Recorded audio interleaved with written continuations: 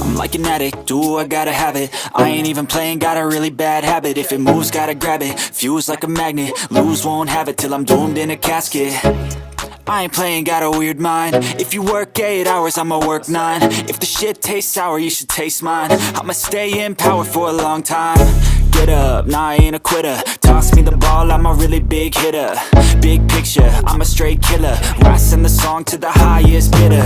Got juice, got gas, I'ma move fast. New shoes, new tracks, like who's that? I'm new, come back, better than last. Yeah, it's a new me, never gonna look back. Never gonna look back. Cause damn, I was built to last. You move slow and I move fast, and that's facts. Only I can make a change. Slowly take a step today. I will never be the same, cause that's what it takes. All right, gang. Howdy. How's everybody doing tonight? Wednesday, January 17th. Welcome back to the show. Hope you all are doing well. Supposed to have a couple of guests stop in tonight. We will see who drops in. I am also live in the Discord voice. If any of y'all in the Discord want to come in, say hello, ask questions, what have you. Let me get the chat up here where I can see it. J-Dog, good evening. Brian in the market, good evening. Manuel, what's up? Jason Gray, Robert Albino, good evening to you. Is that Leaving Crypto or Ivan Crypto? I can't tell. What's up, my friend? Down 98% on AMC. Let's fucking go. Matt, what's up? Anya, was today the MOAS? Woo, we're just getting right into it, aren't we, Anya? I haven't even poured my first drink yet, Anya. Y'all want to go straight into the heavy stuff. Calm down. Get some, your favorite whiskey. Get a beer. Go grab a cigar or whatever your favorite smoke of the night is. Let's relax and have a little bit of fun. I see Korax joining in here. What's up, amigo? I see your setup here. Are we playing D&D tonight? I wanted to feel like I was relaxing in front of a fire because it's freaking cold out there, man. I know, right? I've been stuck in 20-degree weather in Texas for 3 days in a row. 20-degree. Wow, that's warm. When can I move down there? Oh, man. It's been so cold this week. We've had to keep the vehicles running for the past 3 days so the diesel doesn't lock up. Oh, is that the vehicles that you transport Ken? Yeah. Any Griffin around him? Yeah. But yeah, it was wait, you have a real job? Yeah, I know. Crazy. You should film it. You should do a live showing your real job you could say this is proof that I don't work for the hedge funds, because I see you getting accused. You're getting accused a lot of that, my friend. No, they'll find a way. They always do. Like what was the one time I told you that when I was my first channel way back in 2007, I was dealing with 9/11 truthers. They'll always find a way to say that you work for the government, you work for the hedges, you work for they. I guarantee you there's an overlap of the current people you're having a problem with the 9/11 truthers. 100%. And the flat earthers and the Taylor Swift is a dude. It's all the same people. They never change. How is that a thing? What? Yeah, it's a thing. Everyone, yes. They all have a lot of things in common, my friend. Someone should tell Travis Kelce. I think he'd be kind of confused. I saw someone asking that. They're like, wait a minute. That means Travis Kelce's gay? Oh my God, we got a new rumor to start. That's the one thing I'm really disappointed that the Steelers didn't win so we could have the Texans Chiefs thing, because one of the drinking games could have been, Taylor Swift sightings. Oh yeah. That's too bad. Ivan Crypto says, where is that kid? Where are you a kid? Kid? No, I haven't been a kid for at least, man, I actually have to do the math on that. What decade are you in? 30s? I'm guessing Yep. 30s. Mm-hmm. He's from the United States. Yes. Anya says, I love the flames. Thank you, Anya. I tried to get a little movie with the moving flames, but Restream doesn't support it. So, oh no, I have a little 12-second clip that would look really good on a replay with snowflakes and the moving fireplace, but We'll figure that out later. He says they also say Michelle Obama's a dude, Serena Williams a dude. The amount of once you've gone down the conspiracy theory rabbit hole, there's literally no end to the number of conspiracy theories. In fact, they've proven that you're more susceptible to acquiring new conspiracy theories after the first one. Like people that have a different opinion than you are paid by somebody. Right? Yeah. That's what I run into a lot. Oh, Tony's obviously paid by somebody because I don't like his opinion. Mm-hmm. Yeah. Not paid by anybody, guys. Sorry to disappoint you.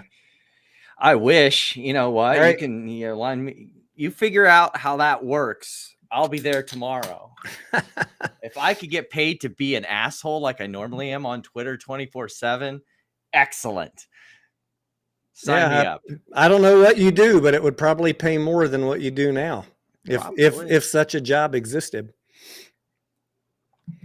Ivan says he's from Alaska. Howdy to you up in Alaska. Where did I went somewhere up in Alaska. What's that? What's that Air Force base up there? Oh, I feel like I should know. Elmendorf. I was up in Elmendorf for a 2-week deployment.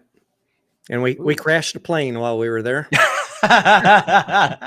Went off the runway, straight into the trees. Oof. Just Me says, so many rabbit holes, it's just like Swiss cheese. Yeah, I mean, I wish that these people, Corex, could actually have an adult conversation. Because I'm sure if they talk to me like a normal person, they would realize I'm just a person that has a different DD than they do. But they go immediately into you're paid, I'm going to dox you, here's your name and address and photo of wife and your third born child and your extended cousins from Alaska, Once you cross that bridge of showing you're crazy, it's an instant block. I need to get it on a t-shirt, but I have this like rebranding of the Trump Make America Great Again, except it's Make Sanatoriums Great Again. Yeah. Yeah, I don't want to be mean. Like I don't want to see anybody committed. I don't want to see anybody committed. Aren't some of my best friends are flat earthers, Corex, but they've always been respectable. Yeah. But we got a whole different breed of them out here in the investment land. They can't be respectable. They can't have an adult conversation. Yeah. And it's all depends on the level. Like you said, if you can act like you can participate in civil society, awesome, more power to you. Yeah, when you can't, that's when we start having problems. Yeah, like you're on that call we had the other day that you and Platinum were hosting, and Tuttle was on there, right? Yeah, he's cool. He and I don't agree on a lot of stuff, but he's a mostly respectable person. Like he's never got into. I know he doesn't like me. He doesn't like my position on things, and he doesn't like I smoked a cigar after the ape decision. But he and I can have an adult conversation. So Anya in Southern Sync, I've never had a stream with him before, and he was in there briefly, and it was pretty chill. I have him blocked, so he must have crossed a line at one point, but he not behaved. What's the word? Comported or comparted? Comported. He comported himself well in that discussion that we had the other night. So I was impressed, and he brought up some good points. That's the great thing. We can have an adult discussion is to agree on things or disagree and hear the other person's side without it avalanching down into this emotional yelling match like happens on so many of the other space calls, if you know what I mean.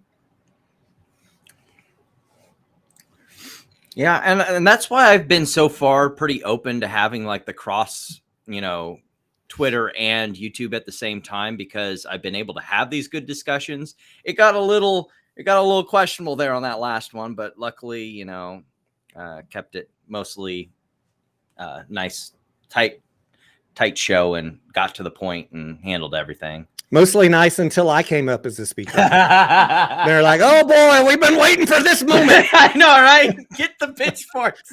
Get the pitchforks, light the torches. Tony Denaro's up." Oh, That was funny.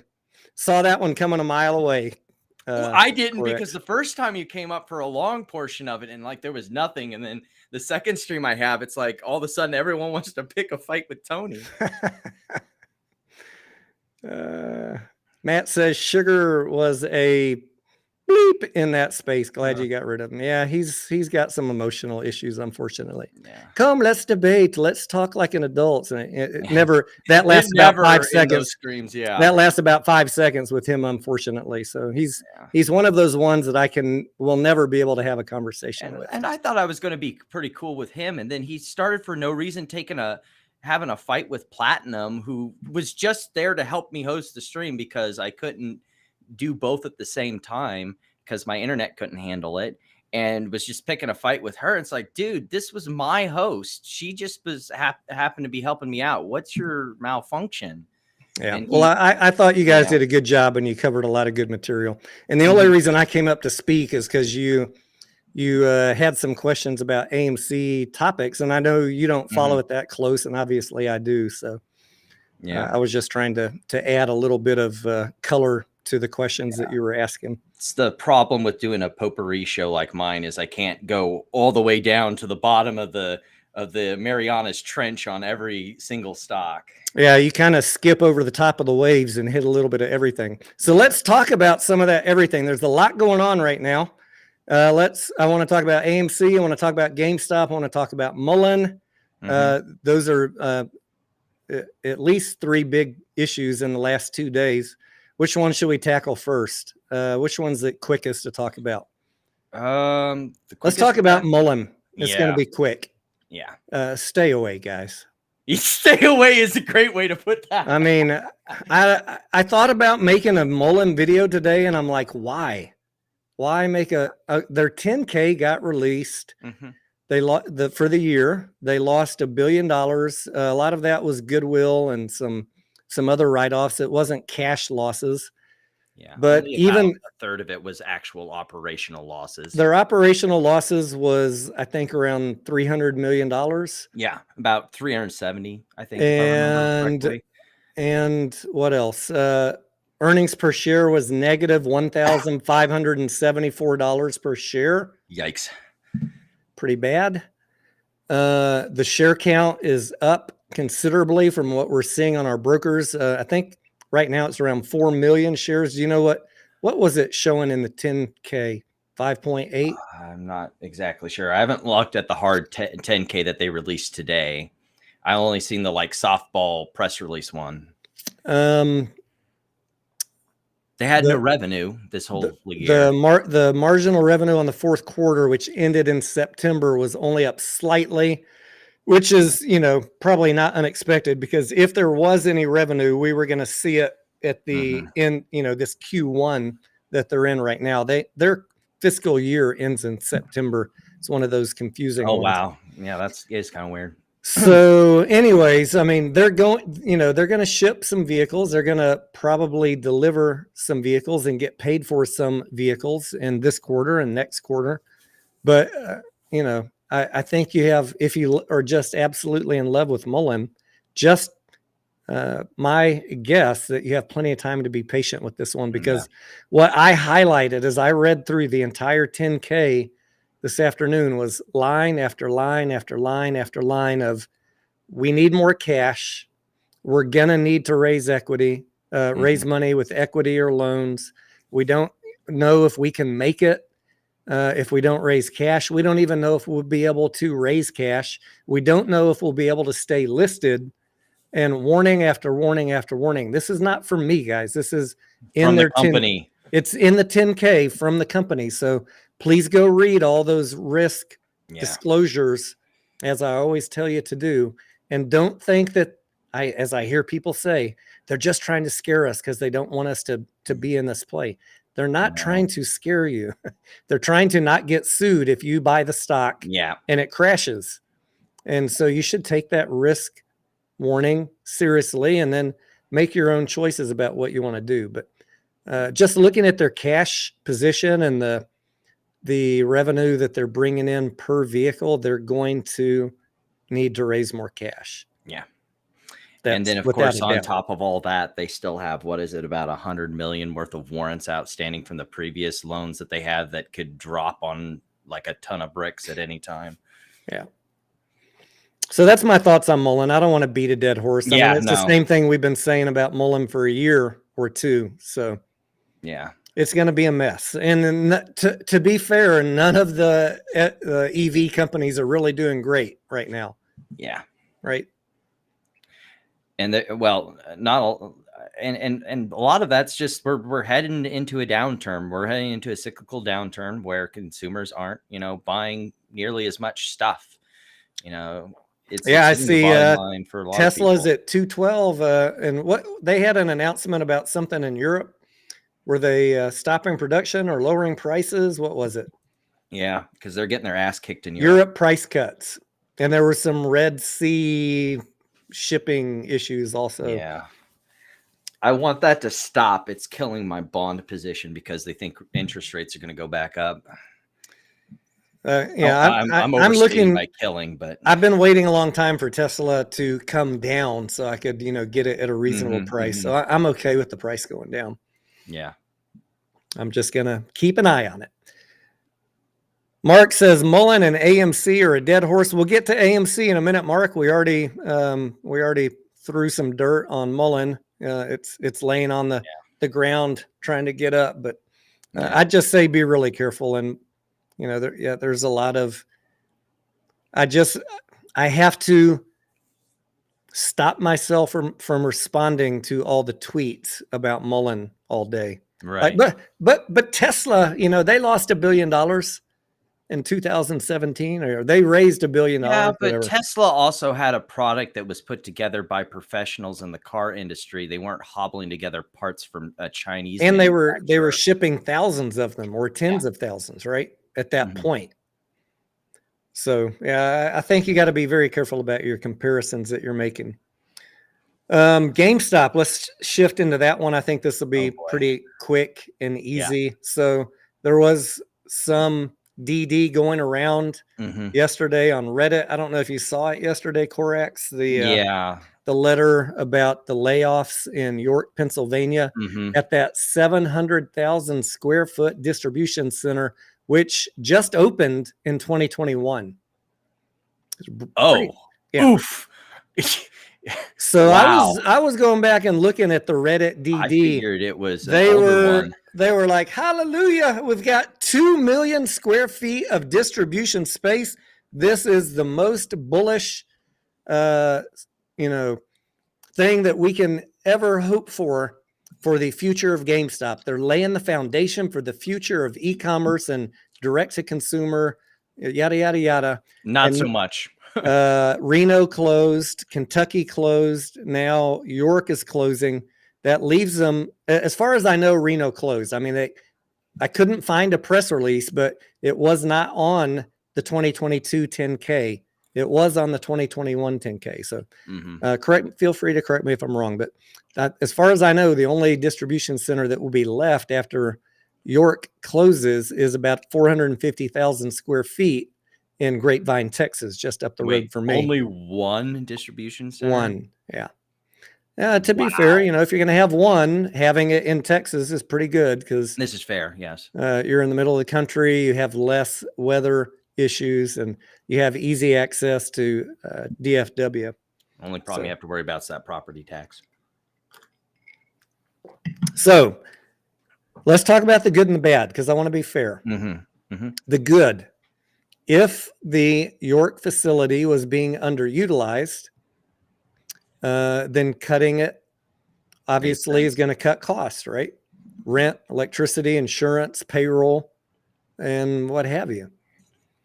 That's a easy layup, right? That's going to be the DD that everybody sticks to. Oh, this is bullish. They're cutting costs.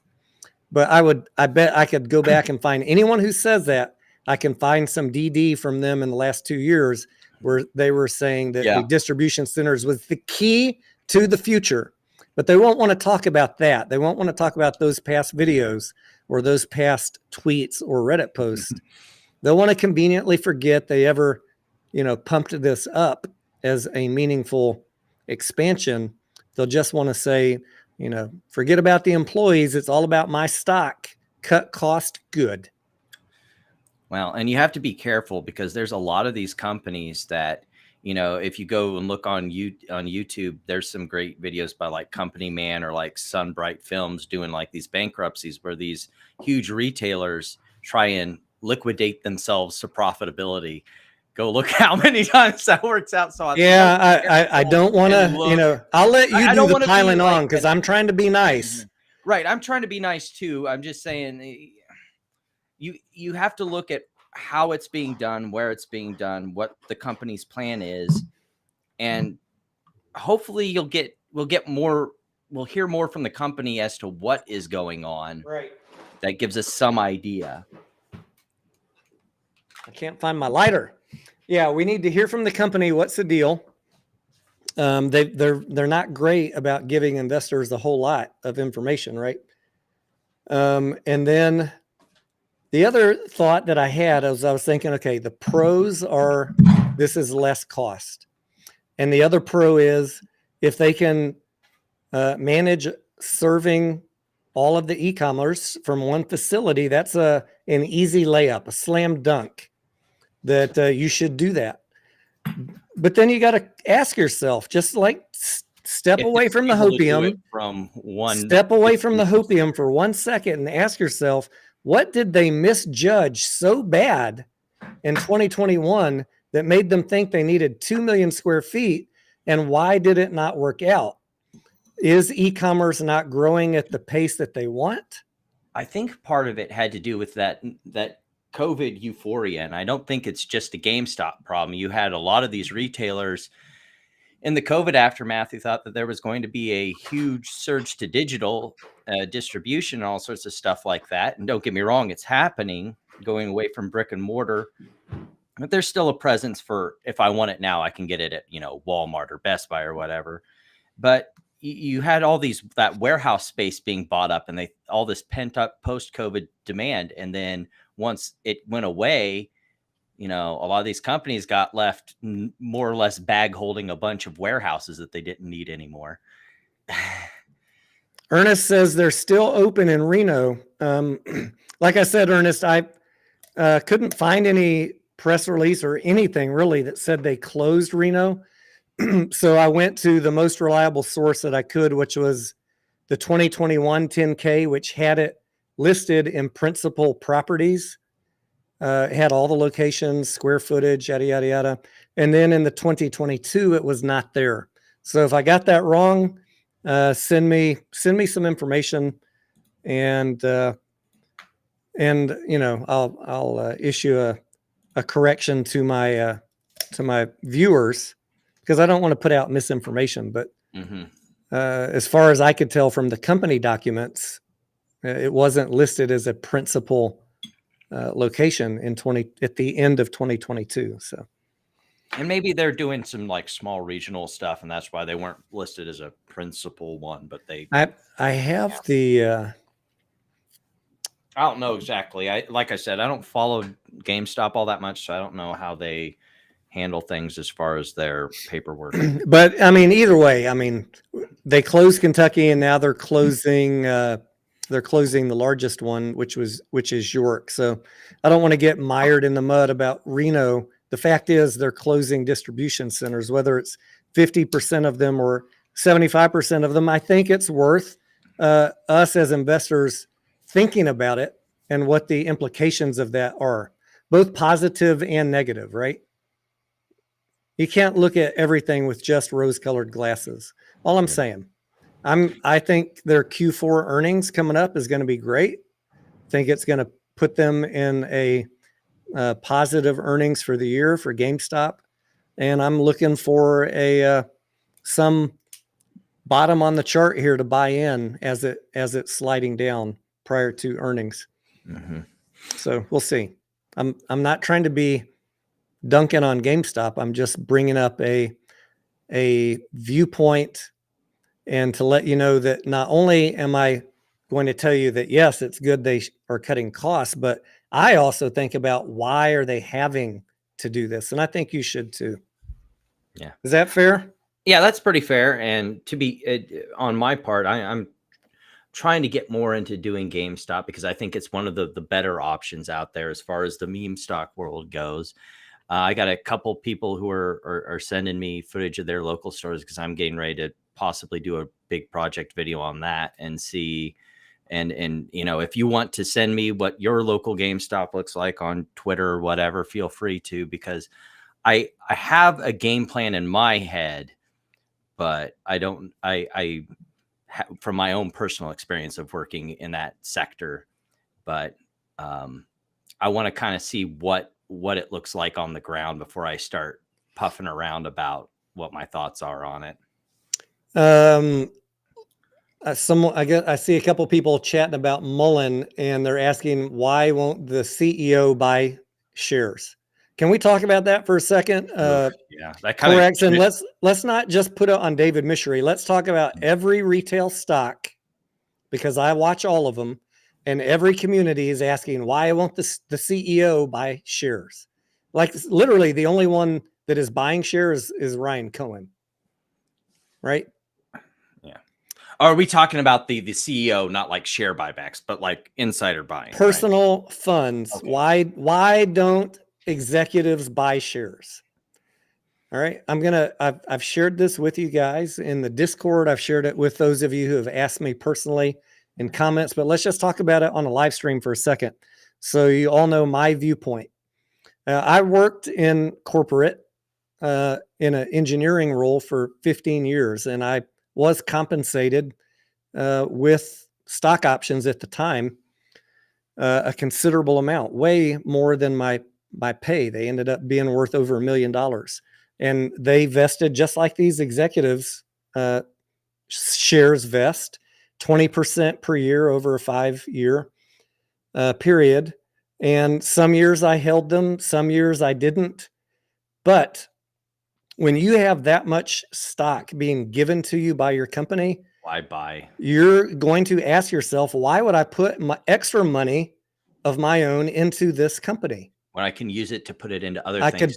could diversify my holdings and diversify my risk, because if my company, if the sector I'm in has a downturn or the economy has a downturn, and all of my money, including granted stock or options, plus my personal investments, is all in this company's stock, that's a pretty dumb decision.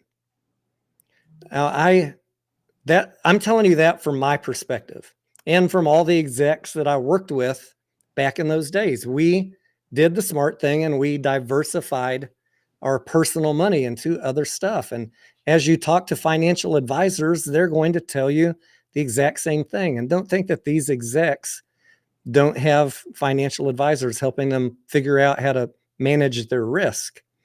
It is not smart for them to put their personal funds to buy more stock. Would we all like to see it? Of course. Absolutely. I understand 100% why you're asking that. You want them to back up your decision with their own money, but they're not going to do that because they're already over risked in that play.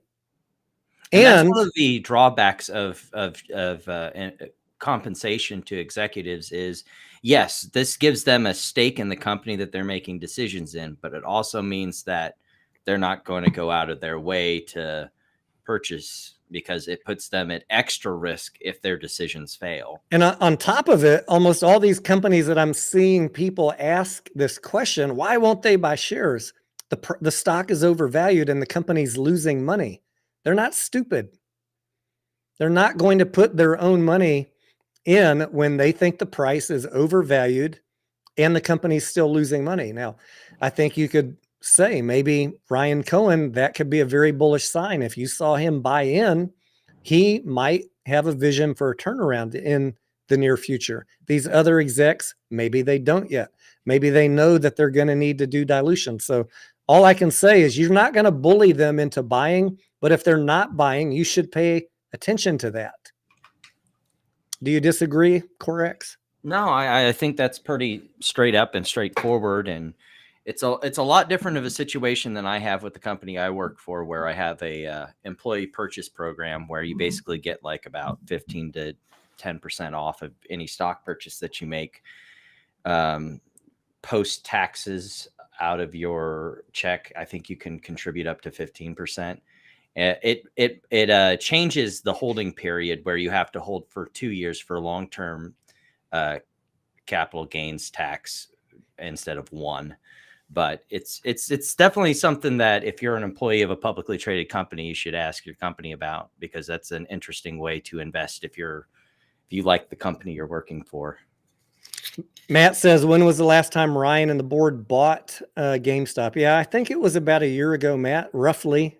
Yeah, I think so. 6, 9, 12 months, something like that. I know you can usually tell when there's a purchase because there's no way to escape hearing about it on Twitter. Yeah. So that's my thoughts. I know some of y'all aren't going to like that answer, but I mean, I think that's a very real world answer, and you can try and bully them all you want or ask them questions. They're not going to buy until they think it's undervalued. If they even do. I mean, they're already heavily aligned.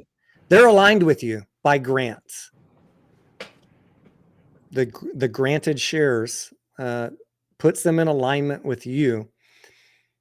Then why do they keep diluting? Because the companies are losing money and they need cash. I mean, okay, I got some free shares, but I can't let the company go bankrupt either, or those free shares will be worth zero. That's the decision matrix they have. Yeah. They have to think along the same ways as any other investor, regardless of if they are the CEO or on the board or whatever. And they make very business decisions, just like you and me and Tony do on a day-to-day basis when it comes to investments. Ron says the SoFi CEO buys constantly. I should put up a Twitter and a community tab post and just have you guys send me a list of the company, because I can't obviously follow every stock, and I haven't looked at SoFi since I sold it. But I think I sold. I keep hearing about SoFi, but I've never gotten into it. May and I are going to do a live stream coming up here soon talking about SoFi, because I need to renew my due diligence on it, and she tracks it really closely also. But we need to get a list of all the companies where the CEOs are buying, because I'd like to have that. I mean, it is actually a bullish sign, I think, when CEOs are buying. It's a nice to have, but it's not normal. Juicy got you crazy in the house. What's up, my friend? So we talked about Mullen. We talked about GameStop. Shall we move into AMC for a minute? Sounds good. AMC hit $4 and a penny today. I heard, because I know in my comment section, I've gotten a lot of people asking, hey, you were right about this ape arbitrage thing. So when do you think there's a bottom? And it's just like, I don't want to answer that question, actually. I've been wanting to make an AMC video for days and days and days and days and days. But I know that as soon as I make a video, someone's going to say, you said to buy. You told me to buy it. This is why I've been very happy to do the lawsuit thing and sticking away from the. So what's your price target on X company? I will tell you, we have a group, the same group that was, talking about what was going to happen with AMC and Ape, which we called 100% correctly, that the court case would be settled, that the judge would approve the deal, and that AMC and Ape would combine, and that Ape would end up going up in value and AMC would go down in value. We got all of that right. No matter what anybody says, I've told you guys for a year, that's how it was going to play out. That's exactly how it played out. Whatever you did with your own decision matrix, that was, your choice, depending on how you felt about it. So water under the bridge, that's all in the past now. Yeah. But now that it's getting down lower and lower and lower, I'm like thinking to myself, we're getting to a point where it's so damn cheap, it doesn't even make sense to me anymore. Yeah. Does that mean it can't go lower? No, it doesn't mean it can't go lower. Q4 is going to be bad. We're going to lose money in Q4. Q1 is looking kind of about the same. We're probably going to lose money in Q1.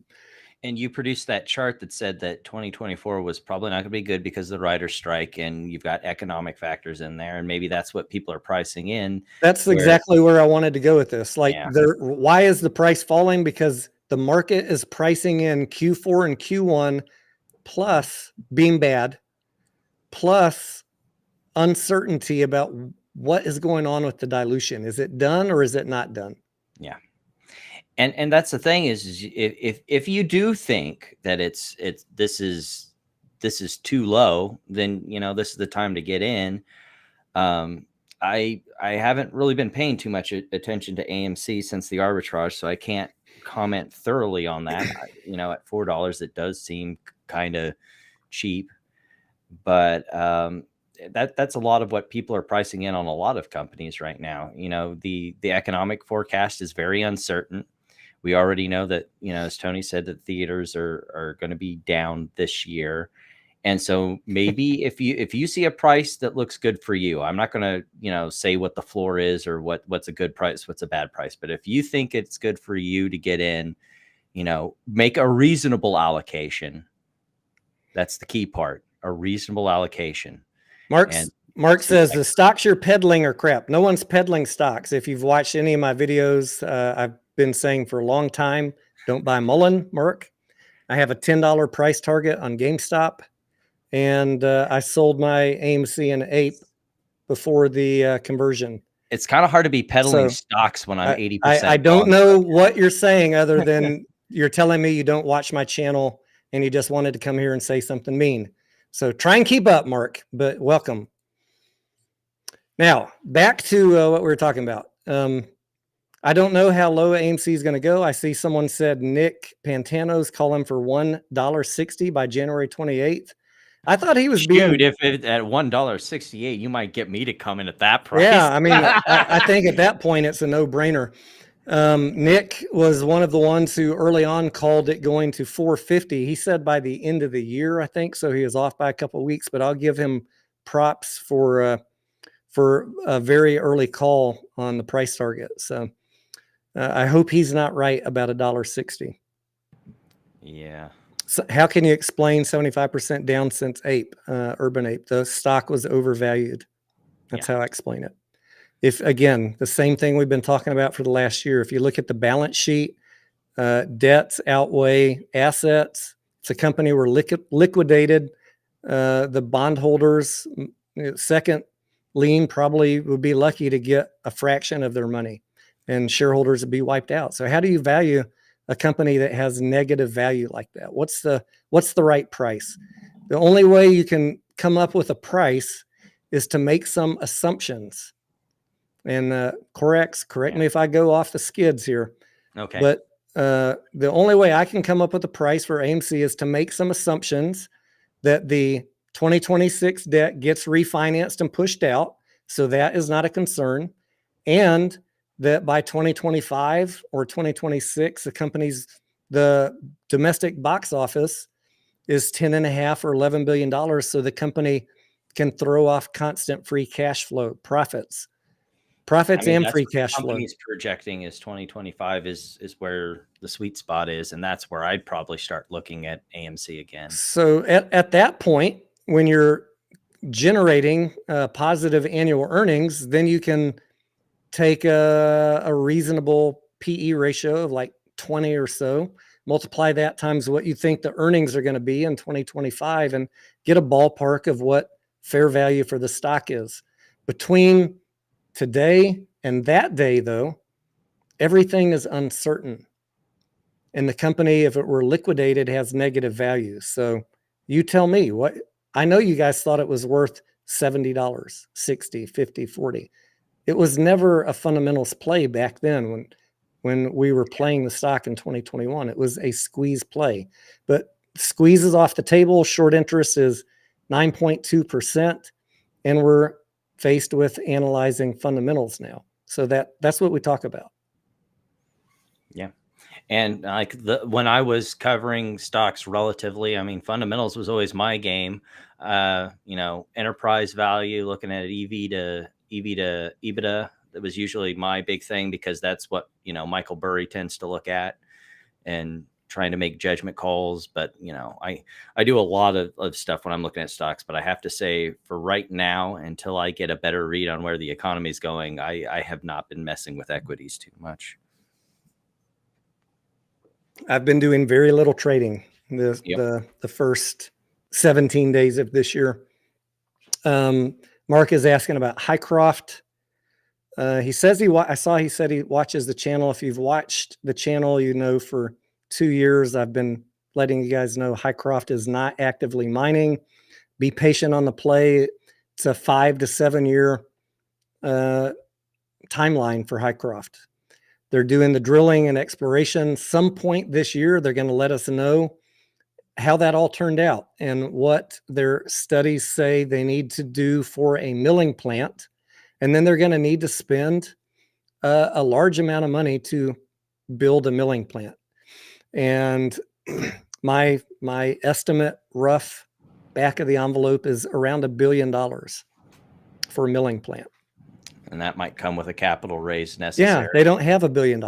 They have under 100 million in cash. So it's going to be debt or a capital raise, equity, dilution. These mining operations or oil or whatever resources are very investment heavy, very upfront. If you get in early, get ready to get punched in the face. It's like these R&D pharmaceutical companies too. People like getting into them because one night they'll be pennies, next night they may be dollars, but you also got to be careful that you're going to get punched in the face. Yeah, I mean, that doesn't mean that Highcroft's price isn't going to have some volatility on news, right? They could drop a news item and the price could skyrocket 50 or 100% for a few days or weeks. But at the end of the day, you're going to be still faced with, they're going to need to raise $1 billion somehow. How are they going to do that? And at some point, that piper is going to need to be paid. So if you got in too early on Highcroft, you could be on the bad receiving end of that. Since we're doing a stock talk thing, I haven't been paying too much attention to it. Maybe I need to, because I missed a good possible dip opportunity. Have you? Because I've heard some people talk about the fundamentals around PayPal. Have you paid any attention to it? I owned some PayPal last year for a brief time, and I'm not holding it right now. Let me pull up their chart. What are your thoughts on PayPal? I'm just scared. It's getting to a price where I might be interested in looking at it, but it's still kind of pricey. If I looked at it last time, I think the EV to earnings multiple was somewhere in like the 20s or 30s. I tend to look for things that are undervalued, so I'm looking for somewhere more in the 15 range. It got crushed. It got crushed at towards the end of 2021 from 300. Now it's down to $59 with a recent low of $50. So yeah, it's more in the realm of where I'd be interested in taking a look at it. But I would need to do a deep dive on their financials. And I like the PayPals and the SoFis. I forget why I sold it. There was some, you guys help me out in the chat. There was some partnership that got severed where someone said they're not going to accept PayPal or Venmo anymore. I think that's when I sold it. And some of these other like installment plan companies that like what's that one starts with a K, the Swedish company, where you buy something now and you pay it over installments. Those worry me going into a troubled economy, because that's the first thing people are not going to pay. Klarna, I think, is the name of the company. Or like, is it Salesforce or something like that? I'm trying to think if there's one that's here stateside that's sort of like eBay. Anya, eBay. Thank you. That does like a pay now. Pay later. I think eBay said they're not going to work with PayPal anymore. Yeah, that's a bit of a bummer. All right, let's go back to AMC because we talked about the price. We were talking about the price. Like, I do like it at this in this range. I have been adding a little bit in this range, but at the same time, not, spending all of my available cash to load the boat at $4, because what if it goes to $3 or $2 or $1.60? Yeah, and you don't have any dry powder. The chart is looking, there's no TA I can look at on the chart that says we're at the bottom, right? When I look at the chart, it's looking still like a free fall. So you got to be very careful about buying and be willing to assume the risk. That's the best I can say. I have been adding a little bit, but I'm not over leveraging my portfolio, and I'm fully aware of the risk of what I'm doing. Yeah. And I offset that through the wheel strategy. Yeah, and So right now I'm collecting option premium to lower my basis every week. Yeah, and it's currently trading even under the 30-day moving average. So, although it's coming down towards where it's at. So yeah, there's. I was a little encouraged that it bounced off of 401 today, but tomorrow and Friday are new days, so we'll have to see. Yep. I can't tell you if it's done going down. I can't.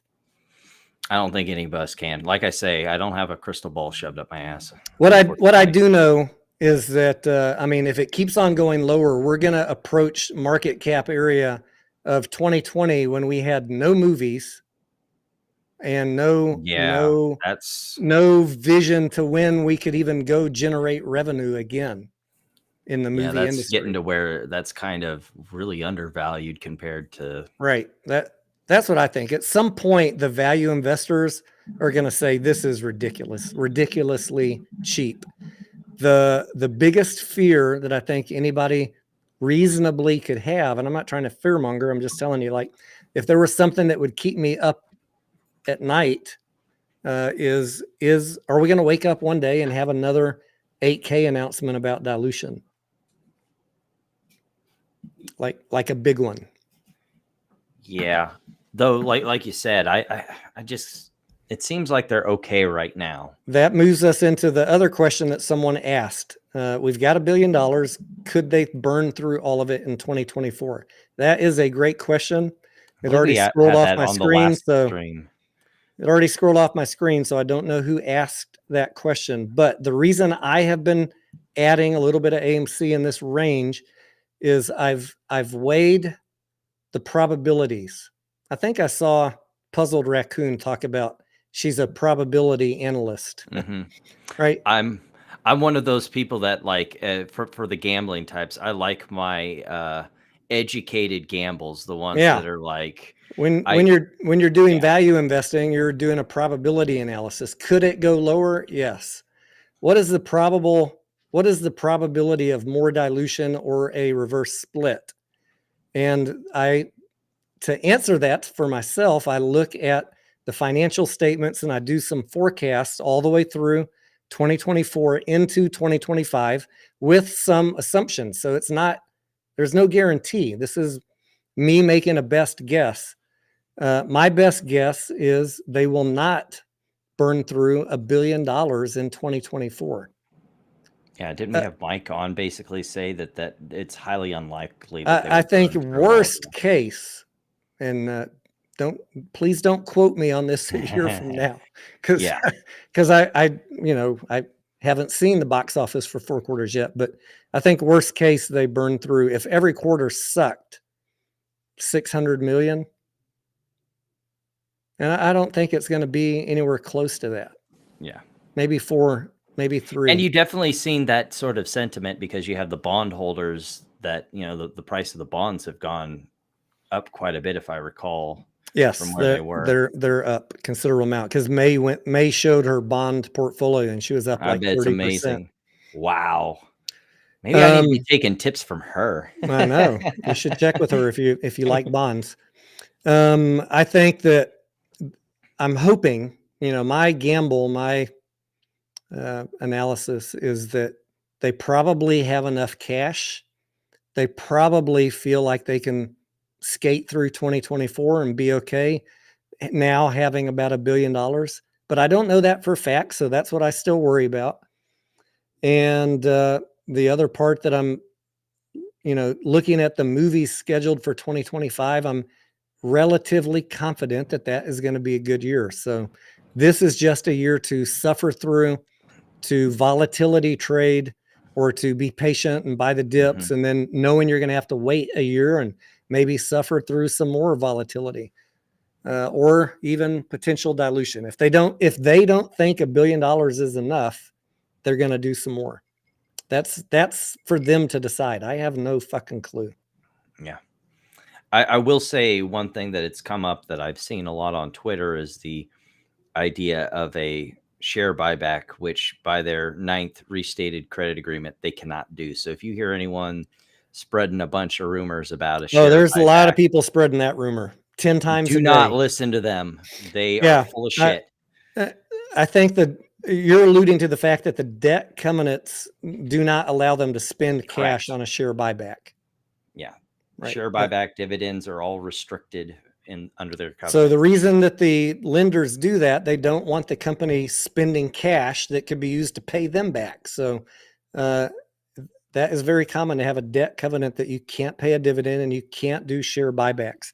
I know that we all know that we've read that they can't do a dividend. It's been 12, 18 months since I read through all the debt covenants, but it would not surprise me that there is a restriction on share buybacks. That is very common. Yeah, I have a video where I have an actual link to that covenant agreement, the entire contract. All right, so you've already seen it with your own eyes. Yes, it's really easy to look up. You just put in AMC credit agreement, and it's the first thing that comes up, direct link to the SEC, and you can look at it for yourself.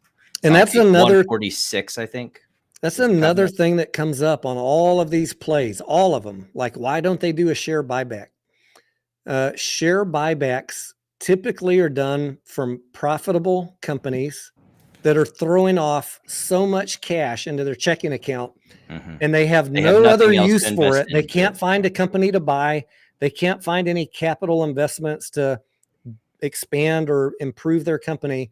And they're just sitting on this pile of cash, and they say, we got nothing better to do than to return value to the shareholders. Yeah.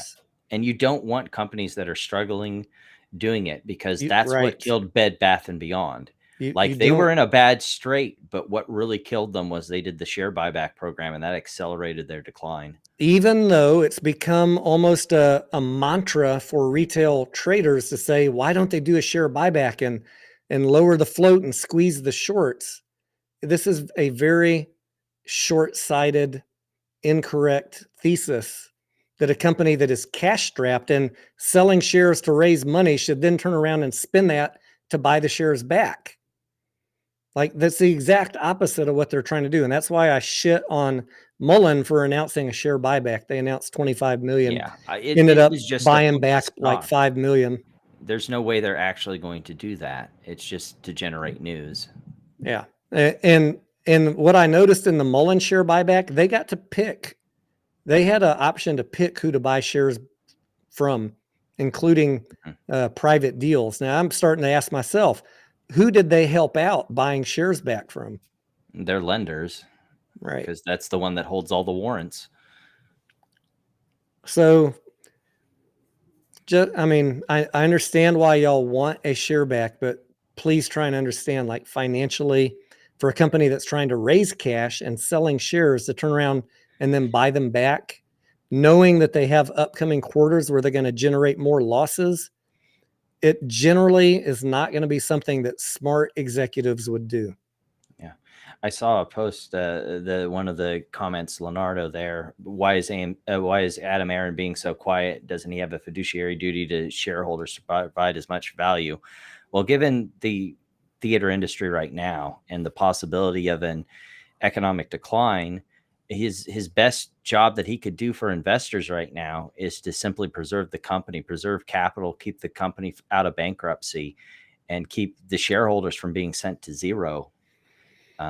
That's not something people want to hear, but right now that's the situation. I don't want to be a Debbie Downer, but let's talk about something that nobody's talking about. Speaking of bankruptcy, because I still see people saying the company's doing just fine. and there's no risk of bankruptcy, blah, blah, blah, blah, blah. Q4 is going to be the biggest earnings we ever had. I don't know what financials or any sort of analysis these people are looking at. That is not correct. But even worse, did you hear about the credit downgrade that AMC got No, I had on not. January 3rd? What'd they move them So down I to? think it was Moody's. When AMC did the debt for equity exchanges at the end of December, those Mhm. small, like 1, 2, 4 million shares, they ended up getting nailed by the credit rating agency as they called it, I'm going to shoot from the hip here, a technical default on the debt. Interesting. So they got a mark on their credit rating that is not good. And the credit rating agency basically said, we consider the fact that instead of paying cash to pay down the debt, that they swap paid shares, Okay, I that see it's what you're saying. a technical default on the debt. That is why the price has been going down. On top of everything else that we've talked about, there was a major credit rating. And that makes it harder for them to get future credit. Yeah. So I Or don't see a lot of people refinance. talking about that, but just know that that is out there. Doesn't mean that the company is going to go bankrupt. And what that is basically is a flag to any analyst to say, before you make a decision if your institution is going to invest in this company, go understand why we flagged this. Yeah. And once you do the legwork, you'll see the company's got $1 billion in cash, and they're probably not going to burn through all that in 2024. And it's going to likely be okay by 2025, right?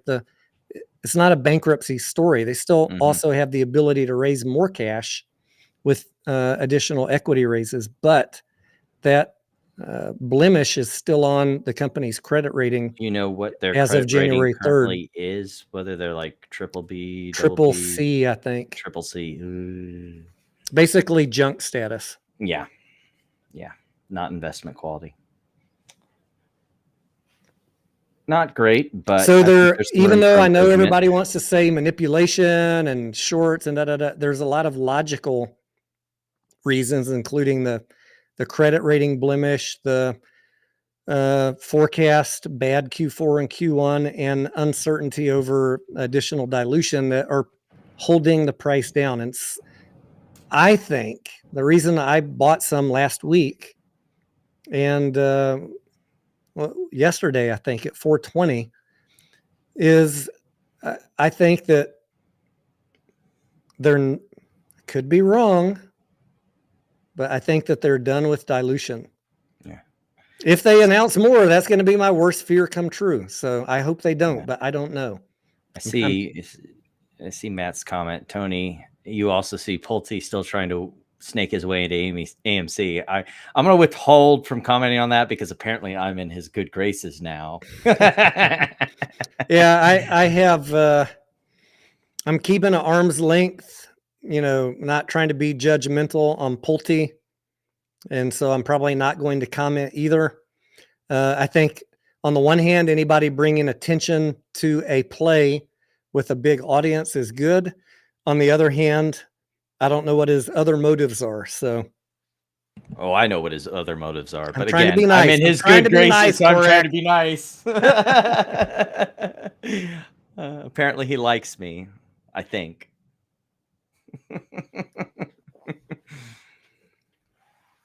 What you sipping on there? I'm just kind of curious because I tried something. I'm trying something new tonight. This is normally I drink Scotch or Scottish whiskey, but this is an Irish whiskey, peated single malt. Interesting. I saw this at the liquor store. They apparently said that I have a small town liquor store, so they said we got a lot of requests for it. So we got this Jameson Orange Irish whiskey, and I don't know if I like it, but I definitely don't hate it. It's like whiskey with a little bit of orange zest kind of flavor. It comes very forward, like how zest is. It's like orange, and then it backs off, and it's just the whiskey. I tried an awful one last week. It was cookie dough whiskey. I bought it for my wife because she liked the peanut Right. butter whiskey. I was like, oh, let me buy this cookie dough whiskey Never for her. tried that. I've seen No, it. don't buy that shit. Yeah. The peanut butter whiskey is pretty good, but cookie dough, hell no. No. I ain't doing that shit again. Show the bottle again, Anya. The name of the whiskey company is Teeling, Teeling. Might have to put that on my It's to-do right list. up here at the top. I'm And they've not- got a variety. They've got Cabernet cask. They've got sherry cask. Wow. And Doing this wine one, and whiskey. and this is a bourbon, and I don't know how to say this other word. Sauternes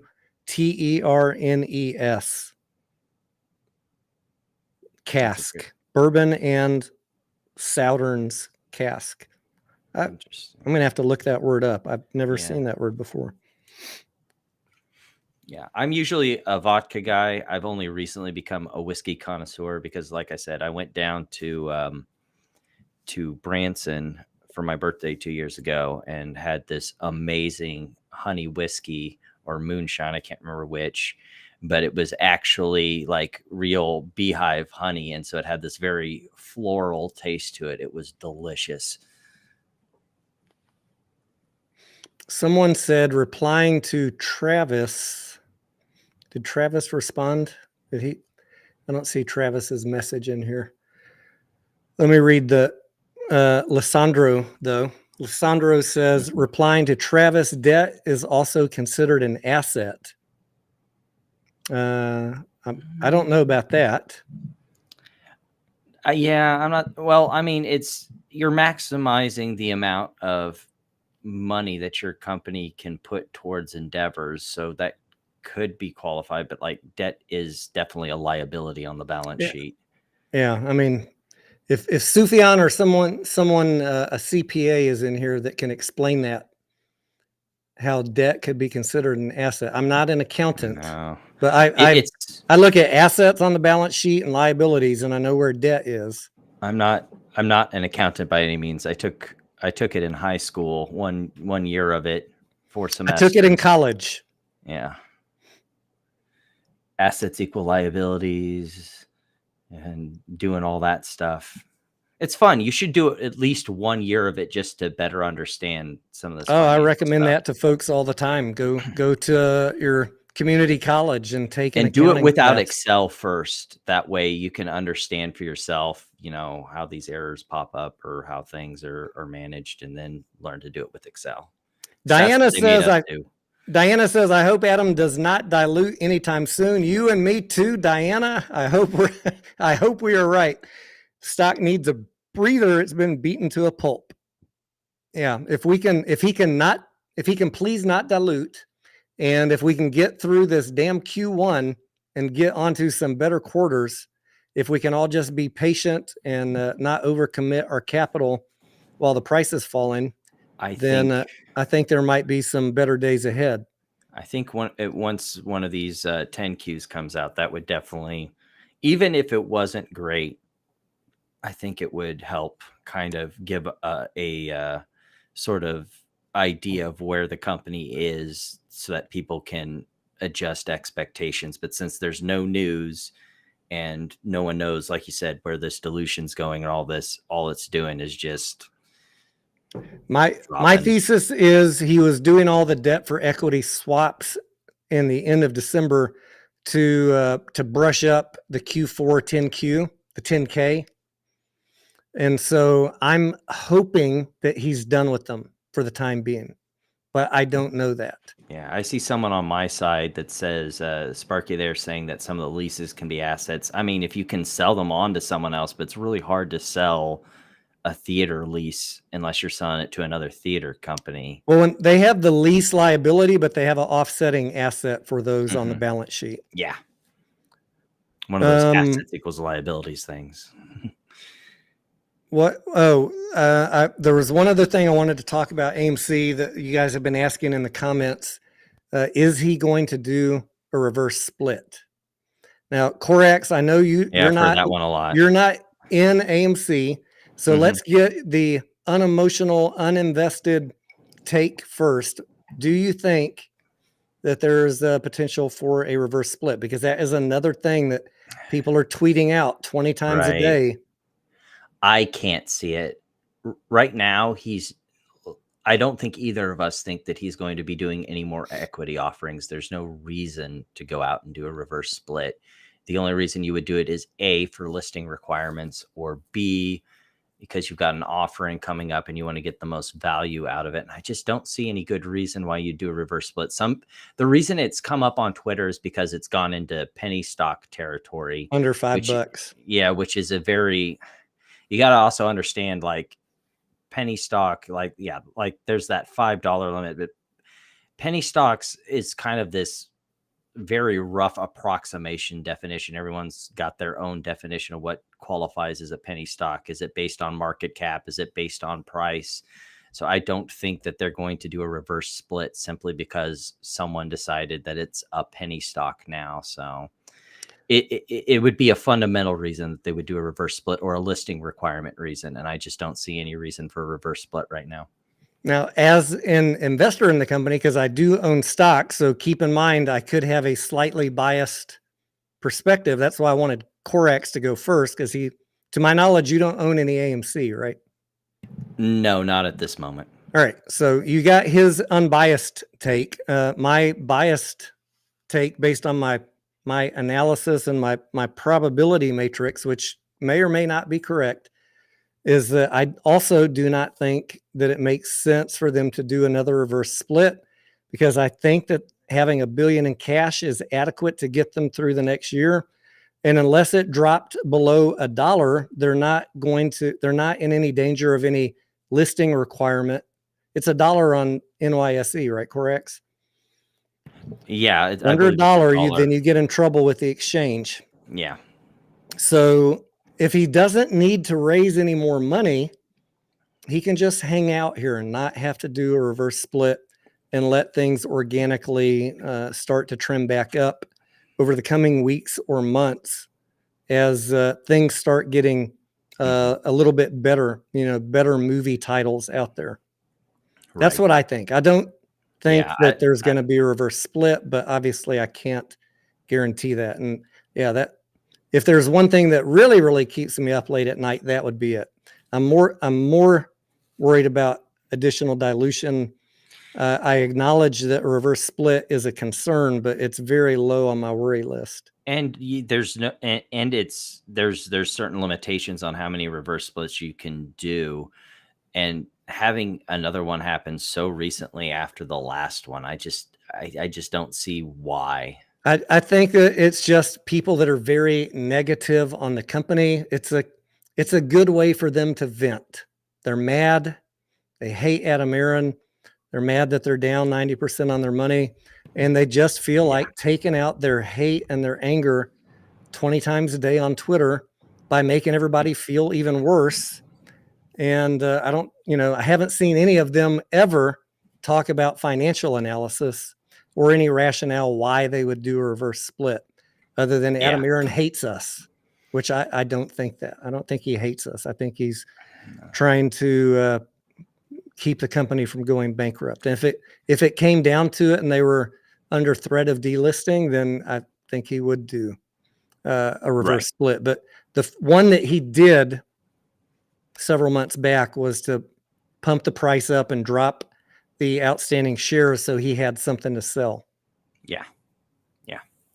That's why he did the other one, right? So he was capped at 550 million shares. By doing the reverse split, he freed up all the authorized shares to have new shares. And it also allowed for conversion, because he couldn't convert over because it would have put him over outstanding common shares.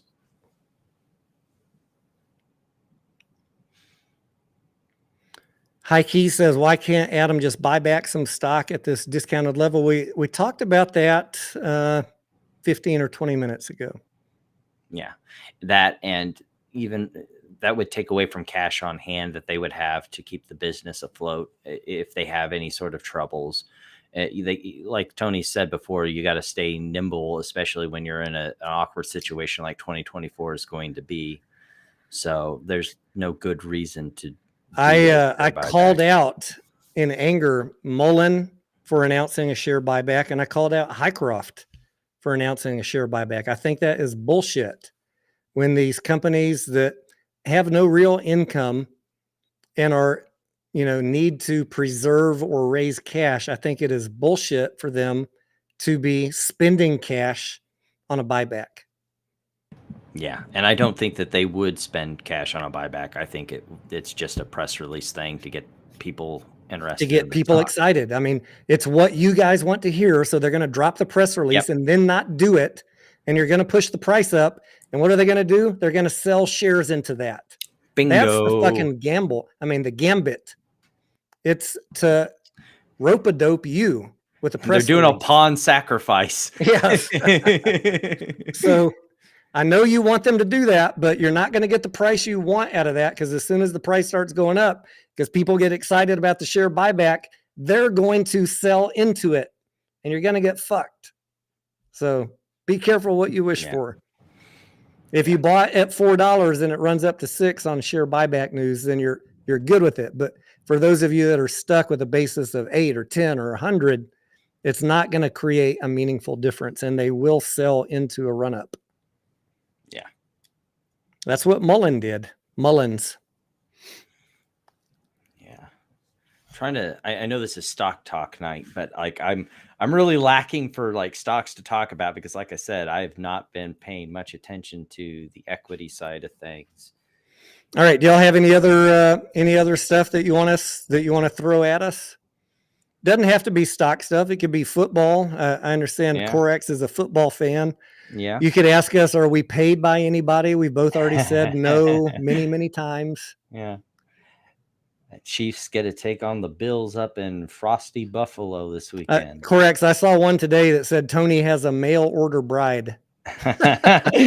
Well, if that's the case, Tony, can you tell me what shipping and handling rates are from Russia these days? Guys, if you're single and you want to know how to get a hot chick, come down here. I'll take you under my wing. I'll take you out to the places I used to go when I was single. Tony working his I've got a bevy of them I can introduce you to. You might need to buy a pair of boots and learn how to move your feet on the dance floor a little bit. Boot scoop boogie.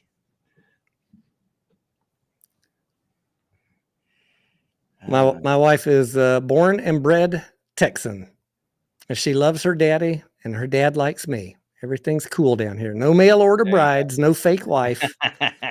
all the bullshit I got to listen to. Yeah. What's the news on Citadel from the DTCC? I'm not up to speed on that one. I'm not either. I know that they have some SEC thing going on, Citadel does, but that has to deal with it's nothing. People have made it into something really big, but it's basically disclosure things. From my understanding, it was lack of disclosure around certain things, but the SEC is going after them for. It's not anything like, some of the conspiracy stuff that flies around like that. So I don't want to make it sound like the SEC going after Virtu isn't like a big deal, but it's not what people are making it out to be. That of all of them, I haven't been keeping close tabs on the Virtu, but of all of them that I hope somebody gets nailed to the cross, I hope it's your friend Doug Sifu.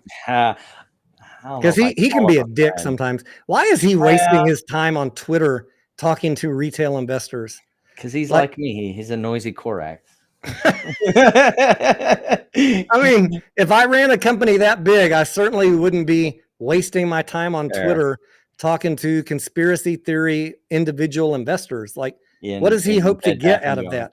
I get it if he's trying to be altruistic and help people, but he should know by now. There's no win. Right. There's no way he's going to ever convince anybody anything. The damage is already done. Yeah. Although I do know a lot of my friends who are in Virtu. I personally, on a fundamental level, think Virtu's still kind of overpriced. But I know a lot of people are in it because of the volatility trade, that since it's a market maker. Now, hang on. When you say your friends that are in Virtu, do you mean people that work there or invested in it? Invest there. All right. I'm just clarifying for the people that are clear. Thank you. Because they're going to clip this and say, evidence that Corex has friends at Virtu. I know how they What was think, that? Corex. I'm just trying to Please, save you. please. So you have Um, friends that are buying Virtu stock. yes. Why? They're buying it because they see the volatility of it. Virtu, as a market maker, makes money when there's a lot of trading. And even if there's a market decline here in 2024, that means people are going to be selling out of equities, which means Virtu makes more money. So they're buying Virtu on the value assumption that its revenues and its earnings are going to go up because a lot of people are going to be moving around to get out of the way of this recession. Mark asks, what are your thoughts on the bond market? I'm not a bond investor, but Corex is, Yes. and Markets with May is also. If you have bond questions, she's a good resource. That's who I go to. I would even throw out the resource that I use, Jeff Snyder. He does Eurodollar University, talks about the more fundamental economic reasons why, all these bond movements happen. I know there's been a lot of talk because of the current kerfuffles going on in the Middle East that we may see an uptick in bond prices, which might give a good buying opportunity, because I know a lot of people talk about the whole soft landing thing. But if there is a soft landing, rates will stay flat, and I'll probably close my bond position at a reasonable gain plus the interest I've accrued. But when the Fed cuts rates, that's not bullish, guys. Just let's get that out of the way. If the Fed does decide to cut rates, it's because the economy is in cyclical decline and I make money on my long bond positions. But as far as things are right now, I would say that TLT, anything below $100 is a good get. That's my personal opinion. Don't quote me on that. If y'all, I don't have a lot of people that ask me about bonds. Maybe if I was trading them or spent more time. I know the basics that I learned 30 years ago in finance classes about bonds, right? So my major was in economics. My minor was in the business school in banking. You're part of my pet circle. I love economics. Yeah, I love economics. Like it gives you a very holistic overview of how everything's operating. And then my minor was in banking and finance. So I took banking, finance, marketing, accounting, all that crap, the entry level in the business school. I don't have a camera, but my favorite book is the one that sits on the nightstand next to my desk, and it's A Monetary History of the United States, 1867 to 1960 by Milton Friedman. Go read it. I know it's a big book. It's a hard read. There's a lot of stuff in there that you might have to take your time reading over again. But if you're an economics geek like I am, and I assume Tony is, definitely recommend. I'll order that one, because I'm always looking for some to add to my collection on my days when I have free time to read, which is not often. Yeah, I know, right? The reason I have traditionally not invested in bonds, I had, other than the Fed has punished you for doing so. Well, when I was in my 20s and 30s and I first started looking at investing, the bond yields and the growth of bond funds just wasn't there. It was too boring for me. And I'll be honest, it is kind of boring. My whole reason why I'm invested in it is because 2024 I see as a possible recession year. And if that's the case, and you get bonds at these elevated interest rate levels, you can keep them, and some of them if you want to, and then you can resell the ones you want to and have dry powder for when equities are ready and at prices to be bought again. Yeah, in times like this where you're facing a potential equity market decline, bonds make more sense. But, in my 30 years of investing, we haven't had that many periods where you've needed to flee to bonds. And usually I just weather out the bad periods. Right. And usually that pays off, but I'm one of those people that I like to try and maximize my position. I should probably do that to be a more well-rounded educator on YouTube. I'm not going to deny that, but I will tell you about the stuff that I don't know a lot about. I just know the basics about bonds. I've never once, well, other than back in the day, having a portion of my 401k in a bond fund that never really did anything. Like, fuck this. Let's go high growth speculative fund. Yeah, that's where my one of my portfolios that my mom has managed for me was, and then I came in and altered it a little bit, added a little bit more in bonds, but it's still pretty heavily equities.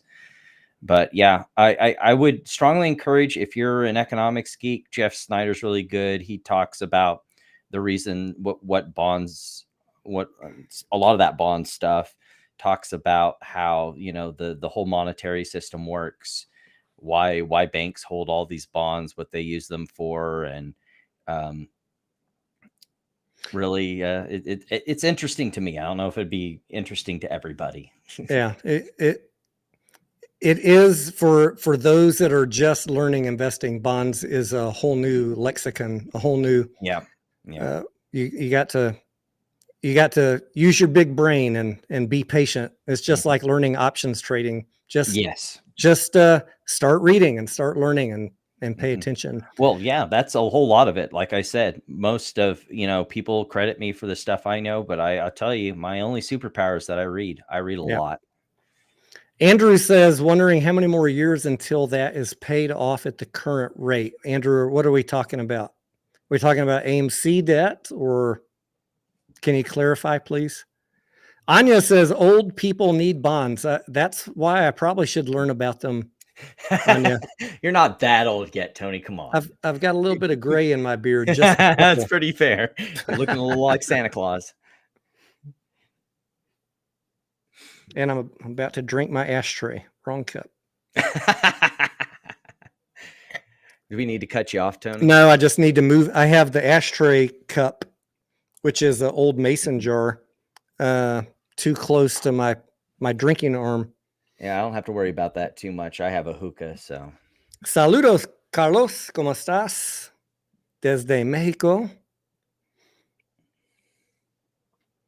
Mark says he's old school and feels bad for the younger generation. Mark, I feel bad that a lot of people that came in to the market in 2021, right when everything was on fire, and on top of that, everything was squeezing, never had to actually learn anything. Like, it was impossible to be wrong most of 2021. Yeah. Even if you threw money at bad plays or bad companies, it paid off. And on top of that, we had a lot of bad DD thrown out there that became ingrained, and they can't let go of that. They can't let go of the bad DD, and they can't focus on the financial statements to understand why certain companies are being hammered right now. Because once the shine of a short squeeze wears off, then you're just left with the fundamentals. And that's where we are on a lot of these plays that are still not bankrupt, thank God.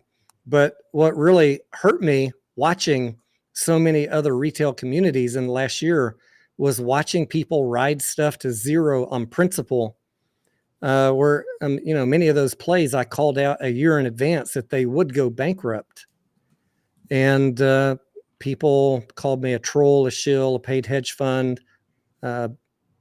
Lost a lot of good friends and subscribers over things like BBBY and BBIG and MMTLP, that they were all going to end up, wiping you out.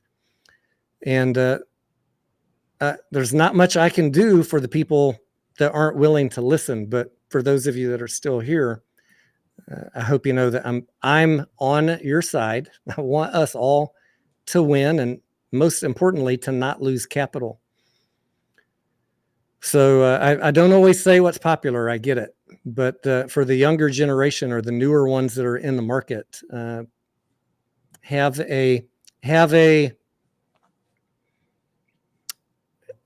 the people that you listen to, make it diverse, and don't assume that everybody who has a different opinion hates you or is paid, because that will lead you into financial ruin. You got to be willing to listen to other opinions and then make a judgment or go learn for yourself. Does this make sense?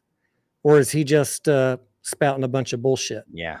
I mean, that's why on Twitter, most of my follows, like, I have some news outlets, I have some bullish people, but most of the people I follow on Twitter when it comes to stock news are the bears, the short sellers, because I want to know, if I'm in something, what's the other side think about my position, so I keep my bullishness in check. I do the same thing. I don't follow them because people check on me, Corex. Oh, he's following that bear, so he must be paid. He followed that guy. He's paid. He's definitely paid. See, I just don't listen to that noise. I know. Or I roast them for posting it to me. But I still pay attention, and I always have. Mhm. And I've said this to you and to you guys on, in the audience before, like whether I'm buying a stock or a car or a house or a piece of property or a business, I'm always looking at the best case, like we do with stocks, but I also always look at the worst case. What is the, what's the depreciation on this car going to be? What's the maintenance like? On the house, you get an inspector to tell you all the shit that's fucked up.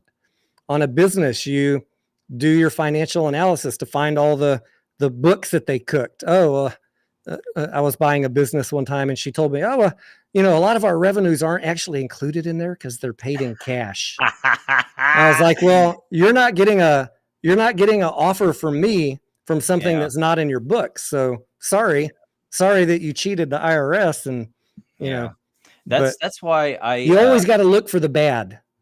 That's how you make smart decisions. While we're throwing book recommendations out there, I would highly recommend a book called Financial Shenanigans. It comes from one of these types that look at financial reports and find all the scummy ways companies try and cheat on their financial reports. It's a really good book for understanding how companies play financial voodoo with the financials that me and Tony look at. You can't just look at those and just take them at face value. You got to be like, okay, so we're looking at the 10K here. They're giving all these disclosures. Are they being upfront? Are they trying to play shifty games with me? Because there's a lot of ways you can cook the books. Mark says, my advice to the youngins, invest in crap. You'll get crapped on. Invest in quality and you'll prosper. I intend to this year continue what I began at the end of last year, starting in about August, which is highlighting some of the value plays that I identify. I did really well on all of those between August and now. I think the best play that I have was up 30% just in a few months. And a lot of people say, well, 30%, how am I going to get rich on that, Tony? I want $1 million tomorrow. You stack those up one after another. Yeah. I mean, if you find one of those and then you sell and find another one, and if you can do 30% every 6 months or every 4 months on value plays, by value play, I mean a company with a long history of profits, a long history of growing revenue, not a crap company, but maybe one that is out of favor at the moment, then those returns that beat the market will not only preserve your capital, but grow your portfolio. You're not going to become a millionaire overnight doing that. And that's why a lot of people are impatient and they don't want those plays.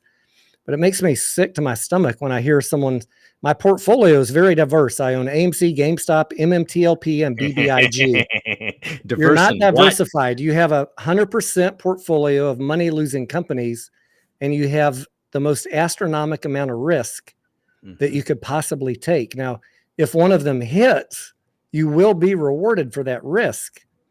But the chances of it hitting, you got to be honest with yourself on those chances. It's very slim. So if you're doing that, don't make it 100% of your portfolio. Yeah. That's all. Size your risk. I mean, if they all don't pan out, you are going to lose all your money. Yeah. And one of the key things that I think Benjamin Graham goes into is, you got your speculative portfolio and you got your serious portfolio, and you have a small allocation to your speculative portfolio for fun times. Yeah. I'm a gambler. I like to have fun. I like to speculate. I love me some blackjack and I love me some Texas Hold'em. So yeah, you bet I play like that in the stock market too. That's why you'll never see me stressed over AMC or GameStop or anything, because I don't put more than I'm willing to lose on it. That was always the mantra. Remember that? Never invest more than you're willing to lose. And you guys heard that like some trite token thing.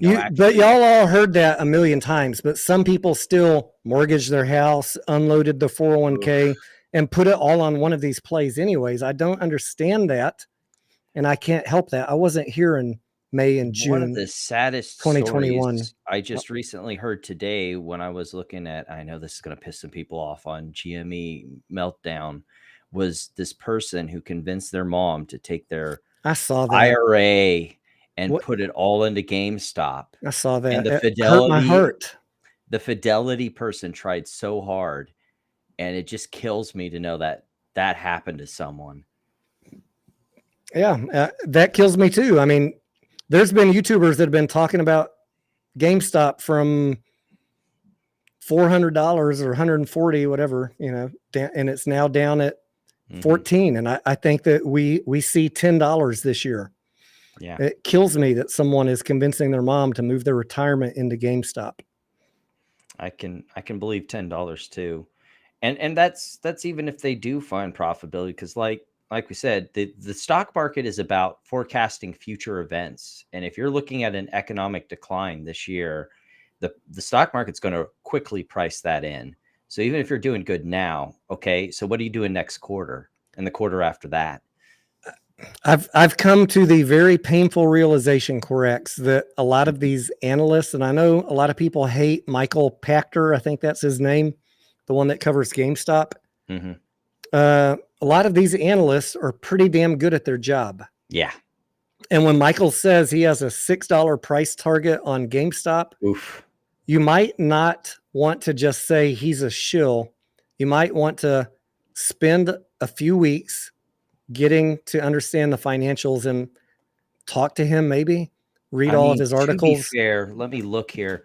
Why does he have a $6 price target? And then if you convince yourself this guy's full of shit, there's no way the income and the earnings are going to be higher, he clearly misjudged it. And if you can say that based on your own financial analysis, not some guy on YouTube, then do what you want.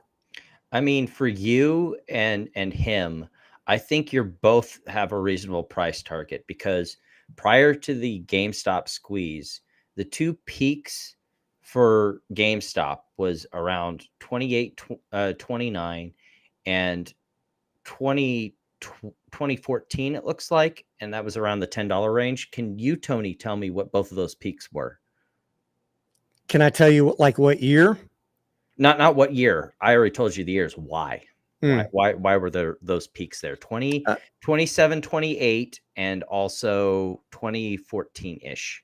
Probably because they bought some other company in an acquisition. Nope. All right. Gamers will know 100% what those peaks are. They're the new consoles generations. Okay. I'm a moviegoer. I'm not a gamer. Yeah, right. So like, there's a new console generation that I think is starting to develop. It might be another year out or so. So you may see that $10 peak, but you have to remember the high point of GameStop or both those console generations was around $10 where Tony is. So when you hear someone saying $6 or $8 is about where GameStop should be, that's not that unreasonable, to be honest. The other thing is I went back and looked at Roaring Kitty's video when he was calling GameStop undervalued. It was a fraction of the current market cap, and there was a new console refresh coming out. You had the Nintendo Switch getting ready to come out. The company market cap was lower than the cash at that point, if I'm not mistaken, or lower than the enterprise value or something. Because it was trading under $1. Like, I mean, he had some legitimate DD there. And people are trying to say GameStop is undervalued right now. It's still way higher than when Roaring Kitty was looking at it. So I don't know that I would say it's still overvalued. Yeah, I would agree. Just being brutally, just black and white, logical financial analysis and referring back to Roaring Kitty and his take on it, it's still overpriced. So yeah. I'm not going to go down to Michael Pachter's $6 price, but I could see it touching $10. And I would think that there's ways that they could totally maximize their profitability that they're not doing right now. Get rid of these physical media games that are in there, clear out that whole section, just focus on the consoles and sell stuff like, your D&D books, or, have tournament events. You have that GameStop membership. maybe you give them a free entry into the Pokemon tournament once a month and they have to pay for the rest of them. Or, do things that kind of generate revenue that build connections with the community. Because I think the big problem with GameStop right now is a lot of people in my generation know GameStop of the 90s and early 2000s. And we do not have a great opinion of GameStop. And a great way to rebuild to rebuild a new base that would want to come into GameStop is connect with the new generation as, hey, that's that place that I went and played Pokemon cards with my friends. I used to be a card carrying member of GameStop when my two boys were little, and we would go there all the time. But that was more than a decade ago. And I was going to say they're doing totally the right thing that they need to do, which is cost cutting. But really what I want to hear is, what are you doing for revenue generation? Because cost cutting only gets you so far. You could cost cut down to profitability, and then you're just stuck with a boring flatline retail business with a bunch of brick and mortar locations. Another idea, just spitballing off my head, is, Walmart totally washed out of the PC like pre-build business. What if GameStop had a reasonably priced PC that they wouldn't have a lot of margin on that, but you could sell like a buyer protection program or certain financing stuff on top of that, and beat Walmart at the game they failed to do at. And if you have it at a reasonable price, or at the same price that these consoles sell for, you could probably get those to fly off the shelf and collect pretty good revenue off that too. Not these like build your own PCs, but like everything's already there. You just buy the PC. Matt says pre-split on GameStop, it's sitting at $56, and Roaring Kitty was talking about it at like $1 or $2. Yeah. Darth Man says we can't really say AMC is overvalued. We had that discussion, I think, Corex, about an hour ago on this live stream. I think just my not financial advice opinion, we're reaching a point where the valuation of AMC relative to their future potential earnings, that's the only thing you can look at, right? I don't care about, the market cap's lower than the cash we have on the balance sheet. That is irrelevant. Okay. The only thing I want to talk about is free cash flow and potential future earnings. And I need those future earnings to be positive. And so that's why I'm looking for potentially 2025 being the year where they can turn the corner. But I can't guarantee that yet because we're a year away from that. And how do you value a company, Darth Man, that has, if it liquidated today, it has more debts than assets, and it's losing money? What's the value what's the right price of a stock that has negative value and no earnings? Yeah, because people talk about the cash on hand compared to the market cap, but that's not what enterprise value is. Enterprise value is the debt minus the cash on hand plus the market cap. Right. And that's what I said on Twitter or in my Discord yesterday. Like, someone asked me that question, Tony, what about the cash being more than the market cap? I was like, any professional trader or institution or analyst is not looking at cash compared to market cap. That is a retail fugazi. You got to do cash minus debt and then look at the market cap. And cash minus debt is a big old negative multi-billion-dollar number. So $1 billion in cash is nothing. It's not even enough to pay their current liabilities for the next year. Yeah, because say me and Tony come in and want to buy the company, like, cool, it has a bunch of cash on hand, but we're still going to have to pay down this debt if we want to buy AMC. And that's how any investors. Not even the debt, corrects, but they have, let's say a billion in cash, but 1.2 billion in current liabilities. I mean, forget about the debt. You're already negative on the bills you have coming due in the next 12 months. And then let's talk about how, they've been holding back because of COVID on doing some of these capital expenditures to keep their theaters upright. That, what was it, Q3 that Adam Aaron was talking about? They need to make more investments into that. So that would be another big tick. You're going to see some sort of uptick in, capital expenditures because they got to write a lot of these theaters that are falling apart. So I don't want y'all to take that any of what we're saying as a negative. I just want you to understand how the people on Wall Street, the institutions, the analysts, by institutions, I mean, if you're going to pitch this to your fund or whatever, like we should buy AMC, it's at $4. They're going to walk through the finances, and these are the discussions they're going to have. They're not going to care about cash versus market cap. They're going to look at cash minus debt. And it's a huge negative. So that you should just stop the argument right there. And then the next thing they're going to look at is EBITDA and free cash flow. When are they going to generate back-to-back quarters continuously with free cash flow? And none of this adjusted EBITDA Fugazi bullshit where you subtract a bunch of shit to get the number you want. I get it when companies talk about adjusted EBITDA. I get it. Everybody on social media thinks AMC is undervalued because they paid more than the current price, but Wall Street is not looking at it like you're looking at it. That doesn't mean that they're FUD. That it's just, I mean, if you're a finance major or an accounting major, you know exactly what I'm talking about. If you haven't gone through that coursework or, tried to educate yourself, understand this sounds very sketchy, but that's how they're analyzing it. Yeah. That's why the price is going down. They're not willing. Institutions are not willing to buy right now. With the how high interest rates are, you put a discounted cash flow model to that, it's not looking so sexy. I'm thinking that, and May, Markets with May tweeted about this a couple days ago. If y'all aren't following her, go check her out on Twitter.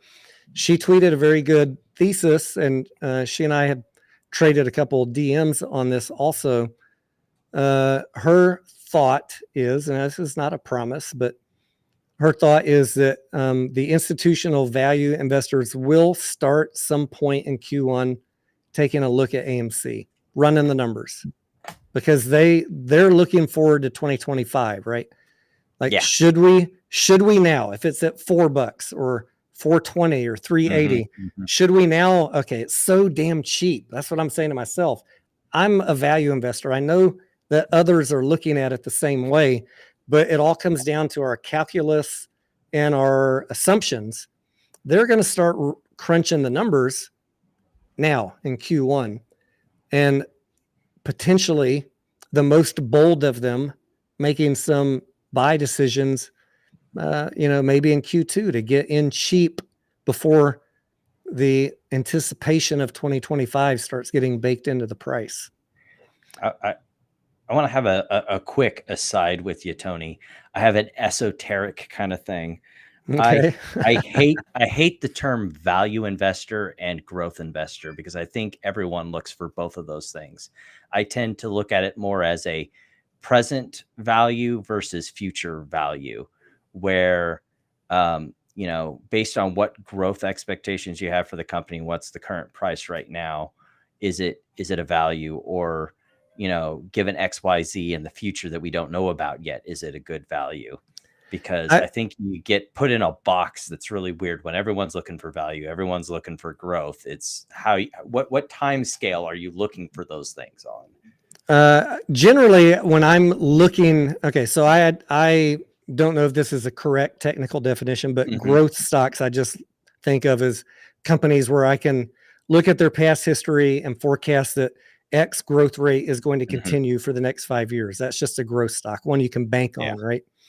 And then I look at value plays. For me is, like I said, companies with a long history of growing top line revenue and growing net income that are temporarily beaten down. Like, let's say your Disney or your Target, value.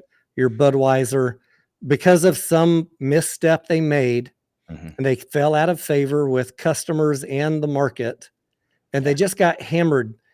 And then I asked myself, will that situation change in a reasonable amount of time? Yeah. And then they go back to the upward trend. Those are the ones that I'm looking for. Yeah. So that for me is a value play. Yeah. You and where- me are what I'd consider like a present value, where it's like if they have exceptional growth, that's icing on the cake. What we're looking at is what's its value compared to its, historical, or even present to its value. peers, right? Like if you're looking at a CVS versus when I looked at CVS, I looked at Walgreens too. And I look at Disney, I look at the other movie studios. So the biggest thing I'm looking for is where I think the market overreacted to a misstep or some bad news. And then I Yeah. try and jump in. Or even that time the bottom people, perfectly, but I'm trying to catch it as low as I can, or and that even the then just market, wait. or even not that the company misstepped, but that the market got way ahead of its skis and pulled too far back in the other direction. That was the situation with the Terrian Insurance Group, TIG, before it got bought out. Was it got ran up real high over the summer of like 2022, where it was trading up in the 20s, and then it came all the way back down to around the $2 range, and that's when I bought in, and then it closed out being sold for like $6. So I mean, sometimes it's not even the company's fault, it's that everyone else got it in their head that it was this when it really wasn't. Your wife's boyfriend asks a very good question. I put up on the screen here. Why can't AMC fix the cash bleed? The board is a bunch of smart people. They're paid very well, so they need to come up with something. I think that they are very sharp, the finance team at AMC. Like when I read, remember that court case that we had, and we had 900 pages of discovery, including board meeting minutes and internal projections. They were forecasting 2 years ahead in 2020 and 2021, and they were very damn close to what actually happened. They knew exactly what their cash burn was going to be. They had a good idea what the box office was going to be. They knew when they were going to run out of money. They knew what they needed to do, and they talked about multiple scenarios with what ifs. This is a smart team.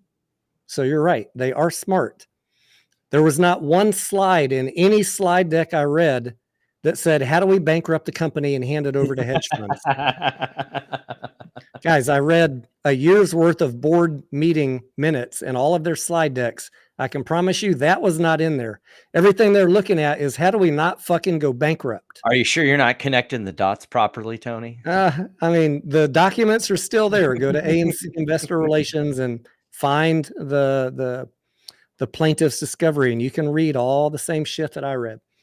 But they talked about, sacrificing the sacred cows if they had to, like selling off Odeon, for example, or jettisoning the A-list program if it was money losing for them, or cutting back on the benefits of A-list. They literally left no stone unturned. But to your point, why can't they fix the cash bleed? They have been, I've noticed as I look through all the financials, they seem to have a budget. Corex, I don't know if you spent this much time studying their financials. They seem to have a budget for things like CapEx and the other basic things that you spend money for on the income statement. And no matter what is happening, they stick pretty close to what they have allocated. Yeah. And I don't know that that is the best decision. Now, you mentioned earlier, and it's true, they did cut back on CapEx a little bit. But for the most part, a lot of things have stayed the same. Now, they went and renegotiated rents. They did a lot of damn work to cut costs where they could. But the biggest thing they can do to stop the cash burn, well, part of it's out of their hands, right? Because the income part is they don't control. That's from Hollywood. The only thing they control is their cost. And we're in an inflationary environment where payroll, which is usually one of your biggest expenses, is going up. So they got that working against them. The only thing, really, the other major thing they could do is jettison locations, which is what GameStop's been doing. Yeah.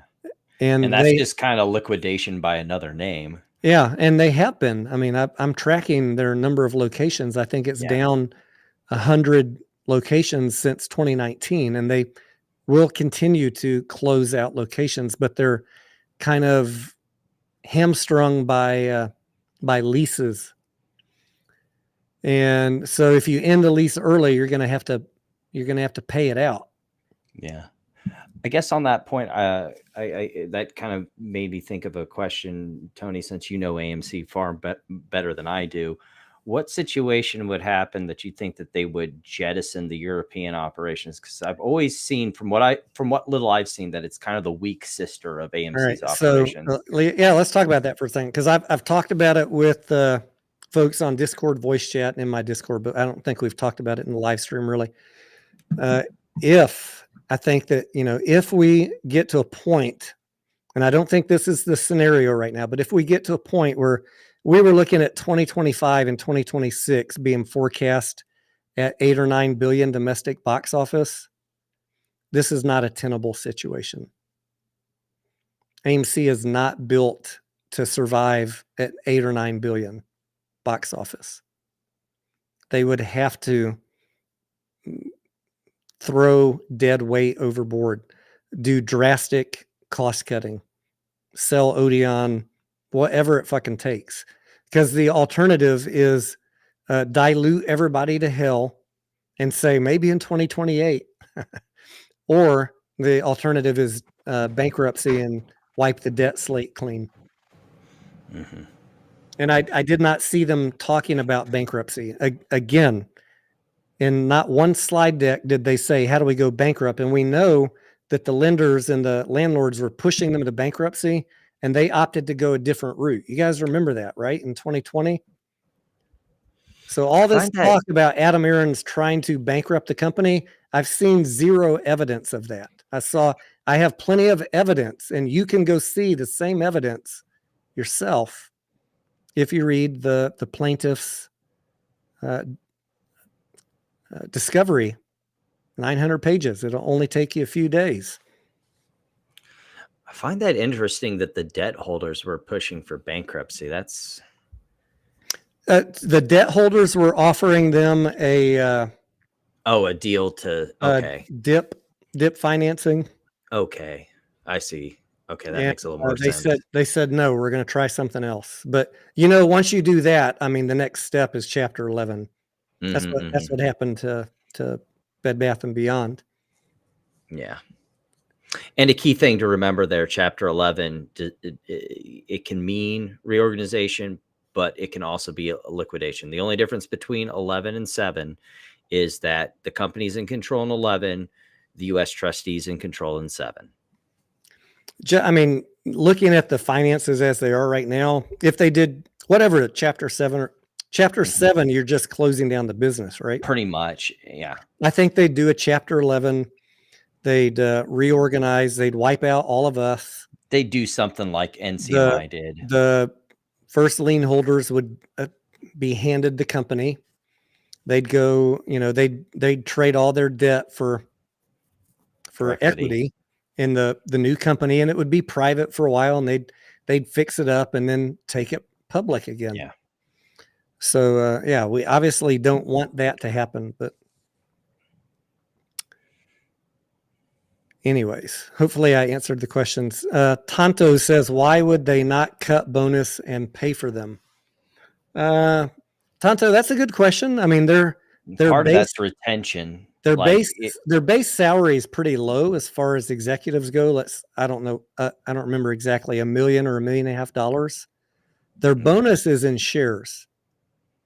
And I would, not defending anybody's pay, but I would argue to you, and you're free to disagree in the comments, but let me know why.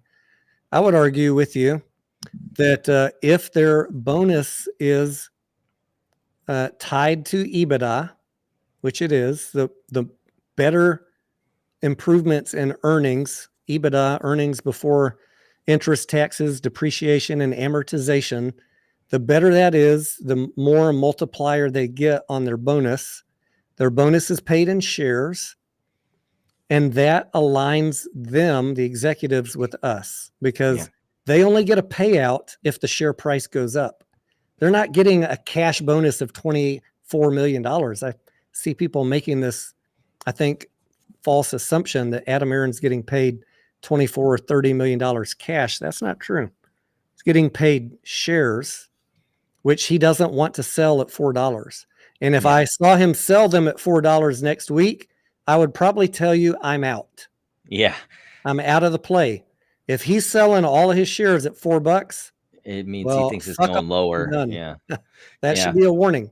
But as long as he's willing to hold them and be patient till 2025 or 2026, and for those of you that's saying he's retiring, I would say to you, he's not going to retire until he can get a payoff on all of those shares. Yeah. And at $1.5 million, if that's his flat salary, that's really, like you said, pretty low. And you have to be worried about how much can you cut those bonuses? How much can you cut the salary and still be like, say, you do cut those, more than likely you're going to lose Adam Aron. So, okay, who are you going to offer the contract to next? And who's going to be willing to work? And are they the same quality CEO for that money? These are all things you have to, it's really simple and it's really easy to say that's too much money, but it's a lot harder to get into the conversation of, okay, yeah, but who could you get for less and what quality of work would they produce? And if you bring them in for less, are they going to be willing to take less to put up with all of the death threats and bullshit? Yeah, I know, right? On them right now. Because I honestly don't know what any other executive could come in and do better right now. I mean, you're dealing with the only way to fix AMC right now is to jettison 50% of the theaters. Yeah. To become the size of a Cinemark. AMC was built in 2016 to 2018 to be the big kid on the block. And then they got rug pulled by COVID. So the only way for AMC to get fixed is for box office to grow or for them to drastically cut the size of the company. Those are your two options. What do you want your next CEO to do? Is my question to you. Do you want him to cut half the theaters? Do you want AMC to go back to being a regional operation? Right. Or do you want that? Tell me on the income statement what you would change. Walk through it, do your DD, and email me or DM me and tell me what opportunities you have. I'll take the baton and run with it if you got some good information. But just complaining and saying we need someone different is not enough. You need to tell me what could someone else do better. And these initial questions are good questions, but you also have to not just linger on the initial question, but look at those second and third order effects of that question. Okay, we're talking about, CEO pay, CEO salaries. Okay, well then what would be the limit that would be acceptable for your average CEO? What quality of work can you get for that pay? Or, what Tony just talked about. Okay, we want to reduce the amount of costs on the balance sheet. Okay, well, that would mean either cutting theaters or doing this. Well, that would mean less top line revenue. It's the same problem that GameStop's going with. Okay, they're cutting all these places, these underperforming places. That's great, but that's also cutting top line revenue as well, coming in the door. That can help make it more, get it closer to being, positive on the earnings side, but that's not a guarantee. These are all things that go through a CEO's head that need to go through your head when you're talking about these ideas. And know that the finance team, again, go read the plaintiff's discovery, 900 pages. They're looking out several years. They are doing very good planning and mostly accurate planning, but the actor strike, they couldn't plan for that. Yeah. That wasn't known back in 2020, 2021. They were forecasting that around this time we would start getting to a point where we could break even and that, maybe by next year we'd be making profits. But 2024, I don't think they were expecting to be as bad as it was. That fucking actor strike. I know a lot of people got mad at me middle of last year when I said this is going to be a big deal to the company. It fucked our whole 2024. Yeah. So it is what it is.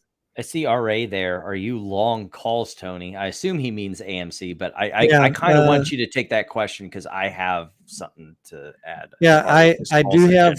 I bought some $4.50 calls that were really, really cheap. that expire on this Friday. So that just a few. So I do have some. I also bought shares. My most recent share purchase was at $4.20. Yeah. Do not take that as trading advice Yeah, because the price could exactly. go lower, please. I used to be big on options, especially selling options. I've kind of backed off on that a bit. My option strategy fits more in line with what I did with the arbitrage trade, which is I strongly recommend don't just watch the movie The Big Short, go read the book The Big Short, because my option strategy has greatly evolved to where I'm more like the Cornwall Capital folks, where I see an event that would make me want to do it, like a binary yes no event. They talk about in the book how they made their first big money at Cornwall Capital was on one of these credit card companies that got into trouble as with, I want to say it was the FTC or something like that. I don't know what it was. And so the price was trading at this really depressed price, and it was a binary thing. Will they get sued? Will they not get sued? Well, they went and called the company. They did all this research and they found that, their trading techniques were probably sound. And so they bought calls, and it turned out paying out really well for them. And that's the sort of things that I look for. You find this binary yes no play, like the arbitrage That's trade. generally what I do too. Like I'm not a daily option trader. I'm looking for a pivotal event, and then I hope that I'm right, and I'm not always right. You do lots of research on it. Yeah.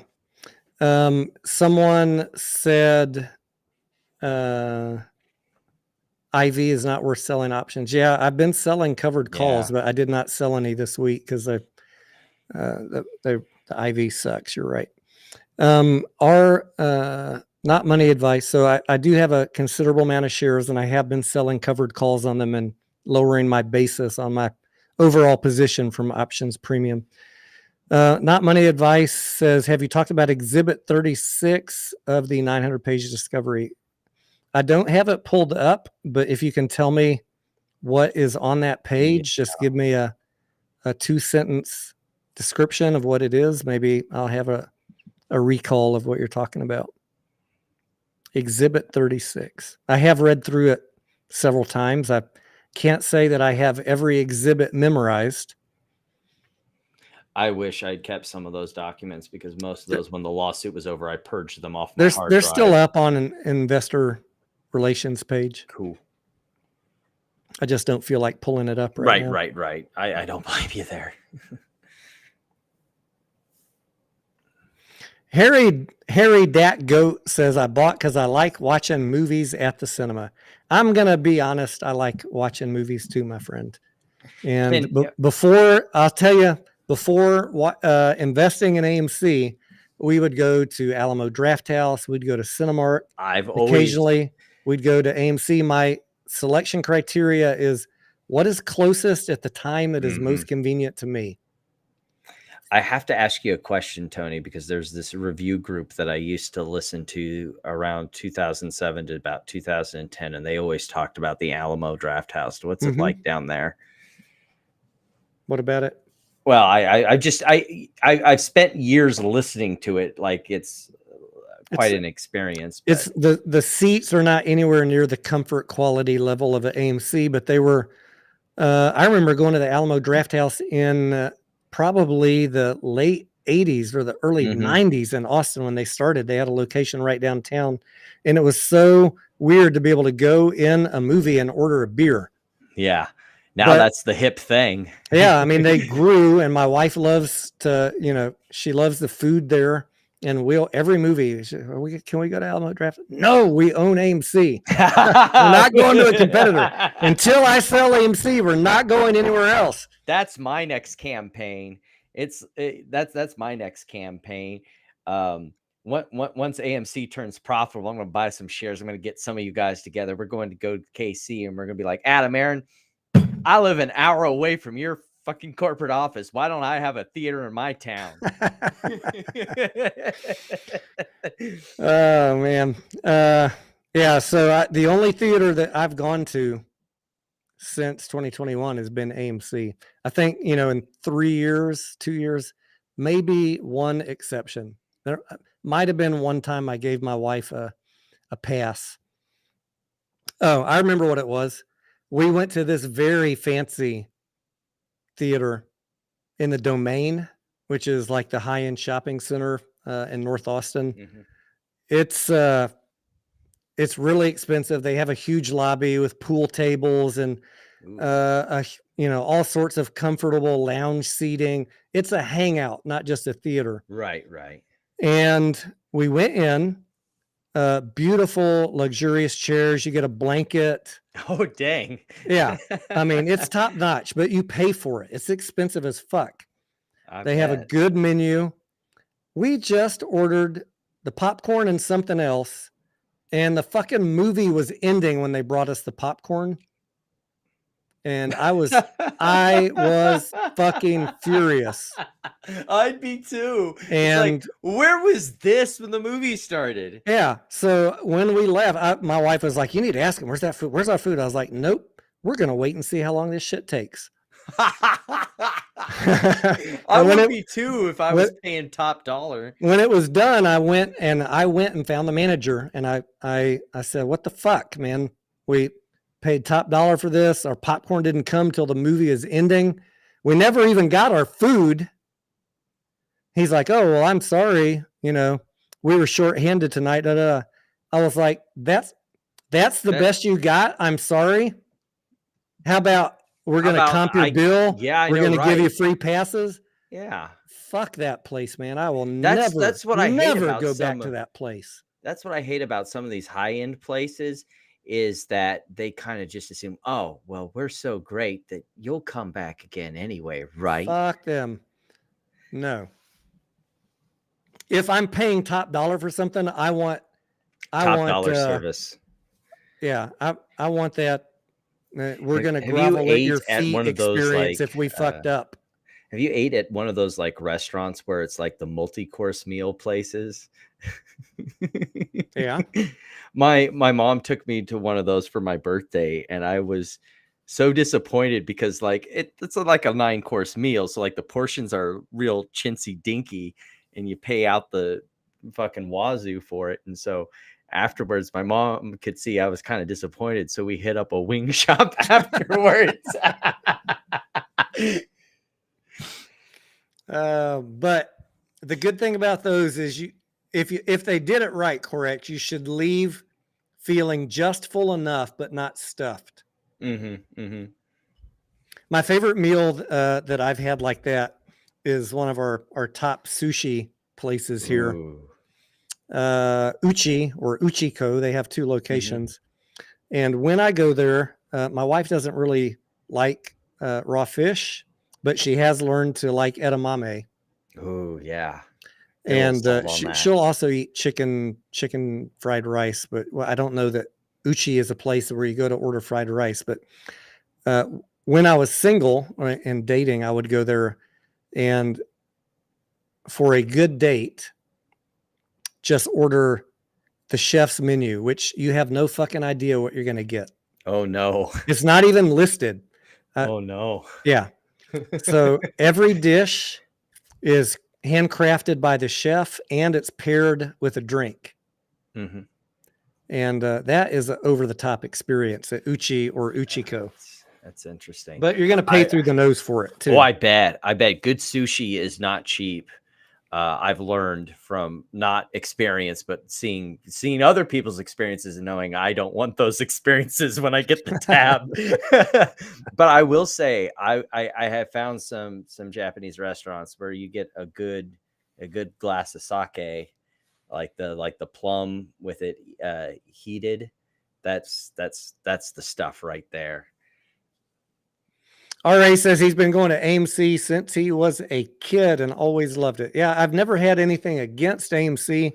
RA, I was just never, married to a brand. For me, it was about timing and convenience. But now I take the time to plan my movie to go to AMC. And luckily where I live, we have 3 of them. And the 2 closest to me are the best ones, the newest. The one that's farthest away from me is not as nice. It's in a mall. It's older, but they have the biggest IMAX and the most number of screens. So sometimes, like Poor Things was only shown at that one way down there. So see, that's the thing I miss when I used to live in Arkansas. All the theaters were AMC theaters, and my favorite was the big one, because they would have some of these specialty things that, since it was a college town, and I got to watch the movie, the like, you know, some of these animes had their movies. They had the Maiden in Abyss movies there at the AMC theater, which I always thought was really cool, that, you know, regardless of how many people showed up, they'd have some of these like specialty screening things that you couldn't get anywhere else. Yep. I see a couple of y'all saying you bought at 409 and 403. I talk to a lot of AMC investors every day. I can't remember if any of them said that they bought at the $4 mark today, but yeah, because it got down to 401 was the low. Make no mistake, you know, even though I'm not making 10 AMC videos a day like some of these YouTube channels, I'm watching AMC from 5 a.m. to 7 p.m. nonstop every day. And we're analyzing the chart on the 1 minute and 5 minute and looking for opportunities. And many of the people in my little trader circle are buying and looking for these lows. I don't remember if anyone said they bought at 401 or 43 today, but I know that some were buying yesterday at yesterday's lows. I missed yesterday's lows. I got 420. And then that's okay if you got today's lows. Yeah, I opted not, you know, I don't like what was the drop from 2%? That's not enough to entice me to jump in for more. So I need to see if it breaks under $4. And if it goes well down below that, I'll buy some more. Hopefully it doesn't. And, you know, then I'll be happy with 420 for my latest batch. But if it goes lower, you know, if it breaks under 4 tomorrow or Friday, I'm going to wait and see how far down does it go. Because I don't want to play the catch the falling knife game. Anya said, I don't want to eat eel. I see. Anya, you're missing out, Anya. I hear eel is really good. It is. I haven't had it. It is good.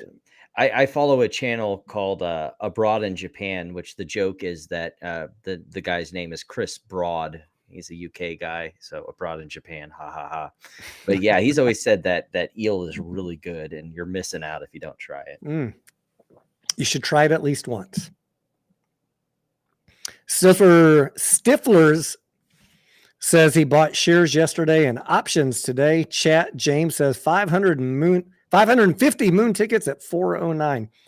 I am gonna be regretful. Like if today was the bottom and I didn't buy at 401 and I don't have bragging rights, I will regret that a little bit. But at the same time, if it goes lower tomorrow, I'll be happy that I waited one extra day. So that's the thing that I don't get too tied up on, like getting the absolute bottom. Because it's really, guys, it's really difficult to time the bottom perfectly. So if I can get within a few percentage points of the bottom, I'm satisfied with that.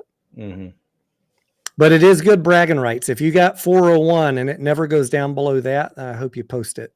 Yeah, I want to see that return. Bitch-ching. So those of us that are buying at this level, Corex, just between you and me, because I don't want to give financial advice to anybody. Our thesis is it could when some good news comes. If good news comes, what could be good news? No more. Adam Aaron says no more dilution. I think that's the big one this year that would be good to hear. That would help support that price. We think that we could easily see a run up to $8 to $12 over I mean, that's where it was prior to dilution. So over a period of upcoming days or weeks. If there's no more dilution and or we get some news. So I think, you know, if it stops here, and I don't know that it will stop going down, but let's just say $4 was the bottom and you could ride that up to 8 and sell. That's 100% gain. Yeah. And I will be selling, guys. We're not playing any games here. I'm not here holding for a squeeze on 9% reported short interest. I mean, I will be 100% is trading. really good. Like, no one should complain about that. Yeah. A And double up, two this bagger. stock will be volatile this year. So if it runs up, they'll short it, or Adam Aaron will sell more shares. So I will get out as it's running up. And then when it comes back down, I'll just do it again. Yeah. I'm just biding my time till we get closer to 2025. Yeah. The only reason why I haven't been too interested in dipping my toe in is it's nothing to do with AMC. It has everything to do with the entire equities market. I'm very cautious. Yeah, that's the other thing. And we probably should have talked about that too. Like, the entire stock market has risk overhang on it right now, right? Mm-hmm. The economy, the Fed, the general world economy. Yep. And if the markets crash, despite what you're hearing about negative beta, blah, blah, blah, Soft landing. everything is going to fucking crash, including AMC, GameStop. They are all going to go down. Mm-hmm. And so, but I mean, I don't worry about that, Corax, because I've got cash in my account for that rainy day. And I'm not going to probably sell anything if the market crashes for a few days or a few months. I'll just weather it like I always do. That's the best thing to do. Once you're in, you're in. See, I was already planning this sort of thing since I got out of the AMC trade. So that's where I'm at. I'm looking, okay, I don't want the absolute bottom. I just want to know a rough bottom. And 2024 looks like it could be the bottom year. So we'll play it out. We'll give it a few months. If it doesn't look like anything bad's going to happen, cool. I'll get back into equities. And just collect the interest that I'm currently getting. If it does happen, cool. I'll get to sell these bonds at face value markup and make a good, healthy profit. And then I'll use that to get into the companies that I want to get into. Are you getting any dividend returns off of those too? Mm-hmm. Currently, I have a little bit of TLT, and I think the shorter term ETF, and then I'm holding the bonds directly. So I'm getting somewhere around, on the longer end ones, 4%, on the shorter term ones, closer to 5%. I'm a Professional says, when is Corax buying AMC? I think he said if it hit $1.60, he'd buy in. $1.60. That's really, really good value. My big thing is, I think 2025 is where the turnaround starts looking pretty in the window. So I don't see any reason to get in this early. I might get in, now this is all hypotheticals. It really depends on what the company looks like. If I was going to get into AMC, be somewhere probably middle of this year. Again, a lot of my problem is I'm looking at the economic stuff and I'm sitting here going, but what if? And it's really great if AMC is undervalued, but it could always go lower if the economy decides it wants to take a big dump on everybody. Right. And that's not AMC's fault. That's just the economy taking a dump. Yep. But people that only follow AMC will still be like, what's going on? Why is it going down? You gotta keep your head up and look at what's going on in the entire market. Anya says, I thought the next 8K would address how much 2026 debt they paid off. Anya, every 8K they have put out talks about how much debt was paid off in exchange for shares. So we have a rough idea of how much they paid off, but it's a nominal amount. I see the top comment there. I'm all in mid cap and small cap. Russell, you are a brave soul. You are a very brave soul. I commend your cojones, but I would not do that. RA says we have a big gap fill around $11 to $40 at some point. Yeah, I mean, when I start thinking about prices in that range, I'm thinking like 2025, 2026. If everything hits on all 8 cylinders and the movies are just knocking it out of the park, and the company refinanced and pushed out the debt, and we have profits 3 or 4 quarters of each year, those prices are not crazy. $11 to $40. Would you agree, Corax? Yeah. I mean, if you figure $2 earnings, 50 cents per share positive earnings, that's a 50 cents a quarter, $2 a year times 20. That's a $40 price. But that, I mean, it's a lot of work for AMC to get to that point. You got to have really good box office. Yeah. In the meantime, I know everyone's next question, Tony, is ever going to squeeze to 400 again? The next squeeze, the squeeze opportunities for stocks are very high short interest or some news that creates FOMO that just runs out of control. So I can't. And I think it's really hard to now because a lot of that was fueled by the direct cash payments from stimmy checks, and that isn't looking like it's. We're not in 2021 anymore. Yeah. Is what I keep saying to people. Like, you need to evolve. We're not in 2021.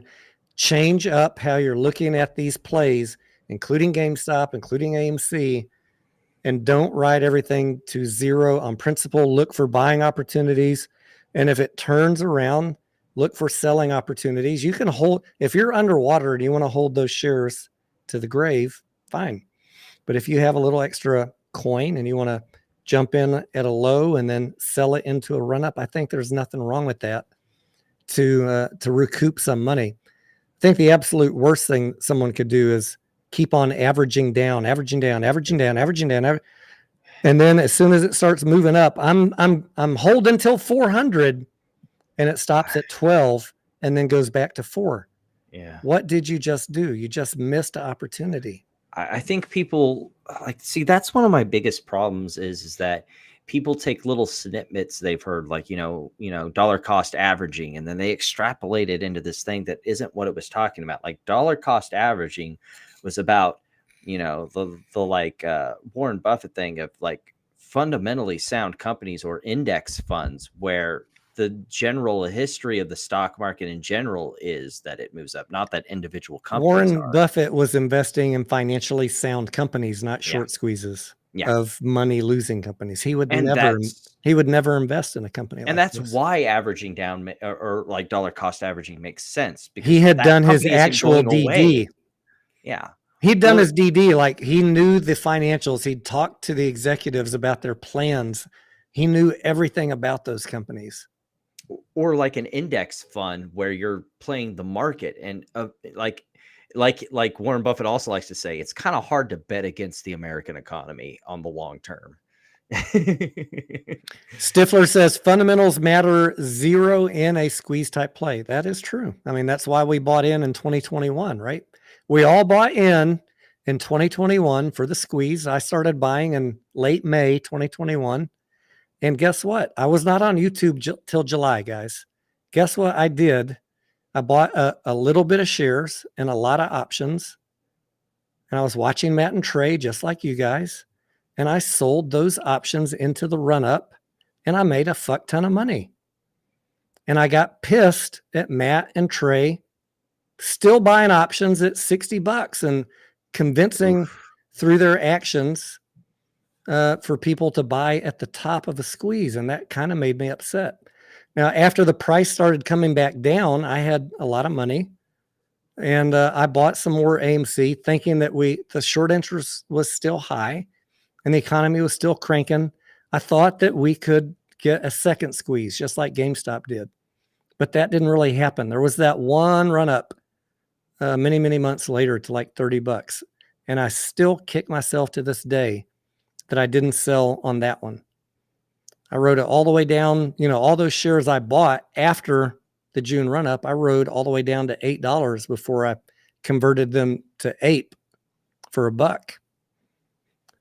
So thankfully, APE at the very end helped me recoup some of my money. But fundamentals don't matter in a squeeze play. But if you hold a squeeze play long enough, fundamentals do matter, because you're going to get ground into the dirt by Wall Street, driving it back to fundamental value. And the short interest is not indicating that this is a short squeeze play anymore. I know people hate when I say that, but Tony, it's self-reported. It's fake numbers. Just like I call bullshit on Finger, I call bullshit on MMTLP, I call bullshit on GTII. This is not a short squeeze play anymore. Right now, it's not 9%. I said a couple weeks ago, you're going to see the short interest go up over the next couple quarters. I still believe that. Maybe we'll get back in the territory of it being a short squeeze, but the only thing we can hope for right now is FOMO. Cinemark has over 20% short interest. That's the one you could look at. GameStop has high short interest. AMC does not right now. Yeah. And even if you believe that their air quotes self-reported numbers and therefore they're wrong, okay, well, where's your evidence that those are wrong? I mean, I still stick by the old saying, extraordinary claims require extraordinary evidence. RA says Ortex is not trustworthy. Okay. I mean, you can have that opinion, but they match up every 2 weeks their estimated short interest, which they get reports from lenders. They match up their estimated short interest to the exchange reported short interest, and it's usually accurate within 1 or 2%. So then you're going to tell me I don't believe the exchange reported short interest either, right? At that point, guys, if you don't believe any data, why are you watching my channel? Just go to the clickbaiters who tell you everything is fake, and I wish you good luck. I don't trade based on, I only trade based on data. Facts I've are never stubborn on this things. channel talked about the numbers being incorrect. That's the clickbaiters. That's the people that led you to hold this thing to 99% down. Yep. If those are the people you want to listen to, that everything is fake, then you're in the wrong spot tonight. Now, do I think that everything's perfect? No, everything's not perfect. There's manipulation, yada, yada, yada. But my trading philosophy is based on data that I can see. And Ortex and reported short interest was good enough for Roaring Kitty in late 2020 when he noticed reported short interest is over 100%. Why would they report that if they didn't want you to have the real number? Because that is the fucking real number, guys. Yeah. Let's stop the nonsense.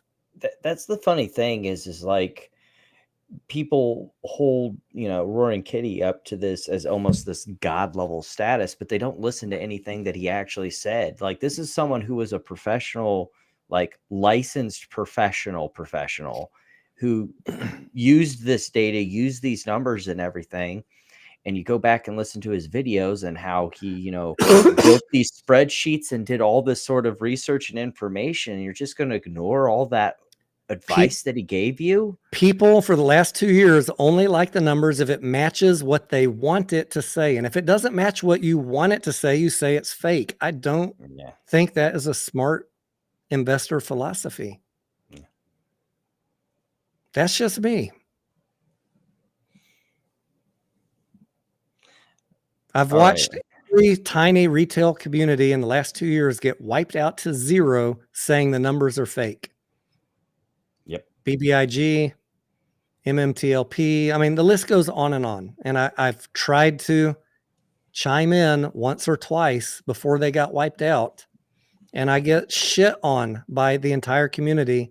So I shut up and watch them all write it to zero.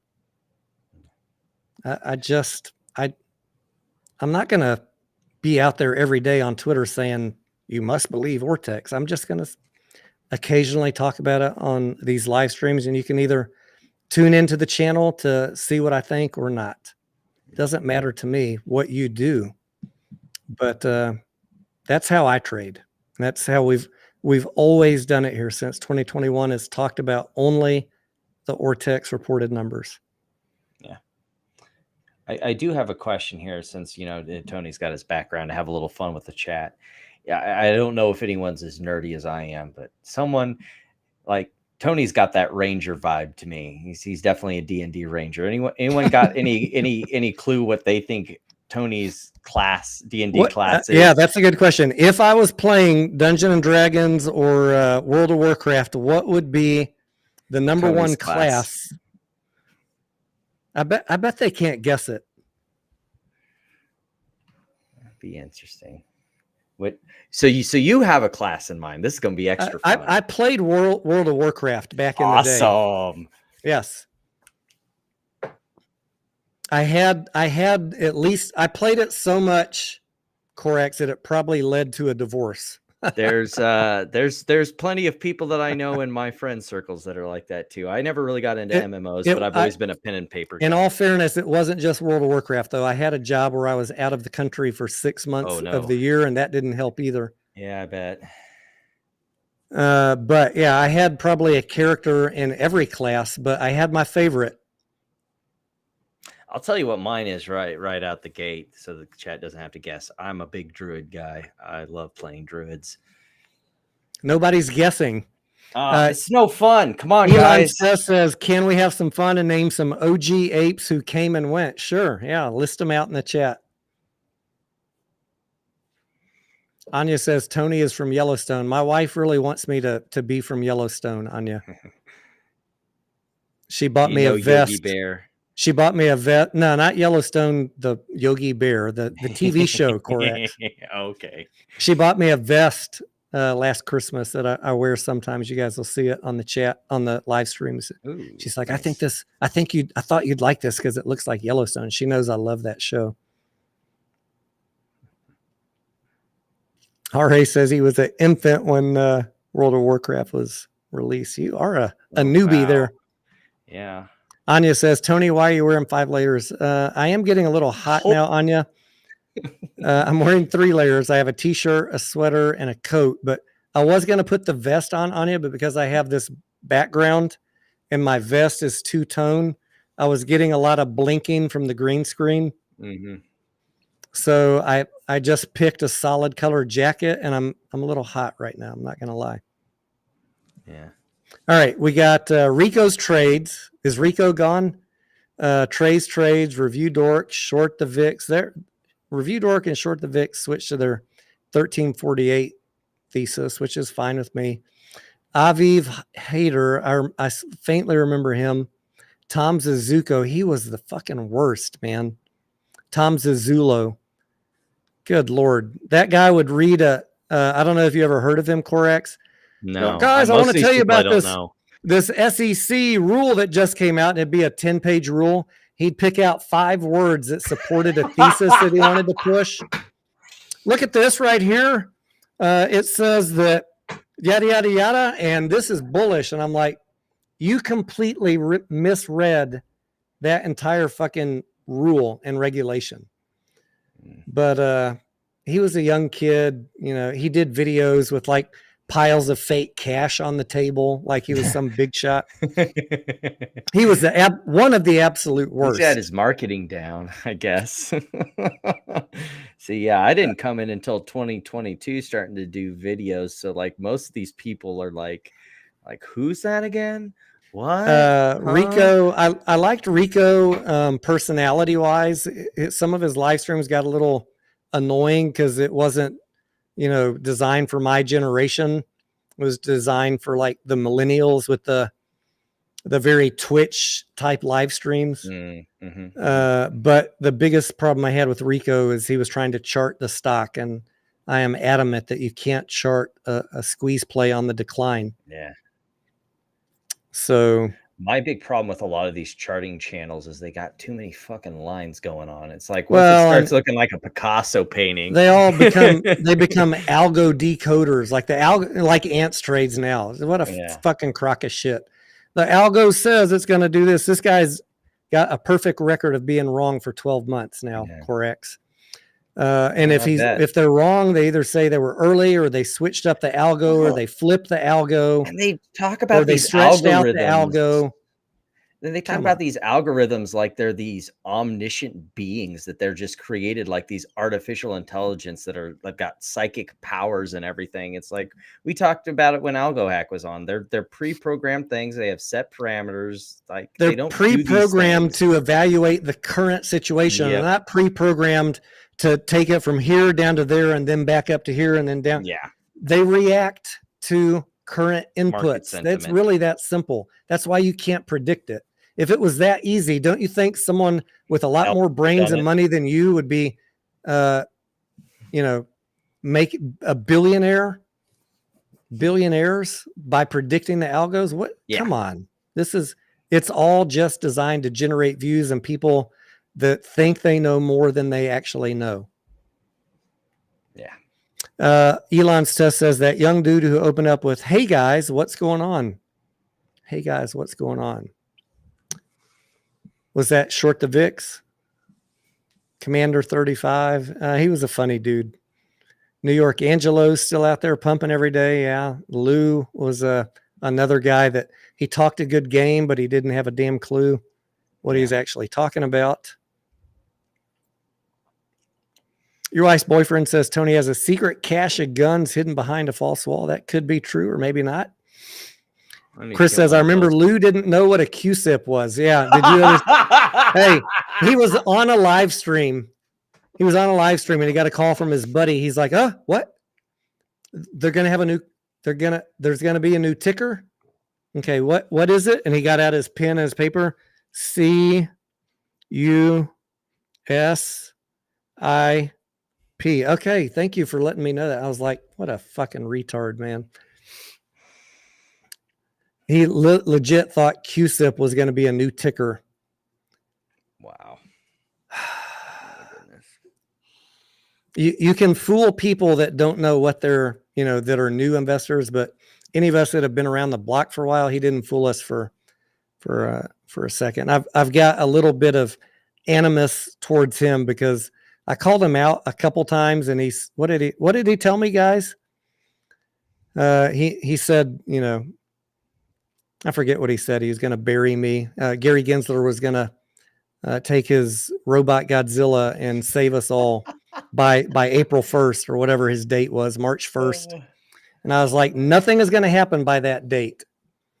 And that date came and went, and sure enough, nothing happened, and he never apologized. So my favorite videos is like, not a lot of these pumpers come onto my channels, but I did one of these videos one time, and Donahue George stumbled and wandered himself into my comment section trying to tell me what the law was. It's like, weren't you disbarred or something? Bye.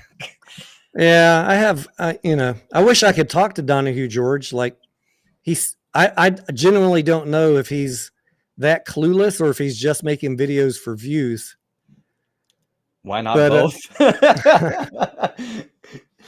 It's like some of the stuff that he get. I don't understand why AMC is having record profits. I mean, Adam Aaron just said we had the best popcorn sales on Saturday of the entire year. How are we losing money?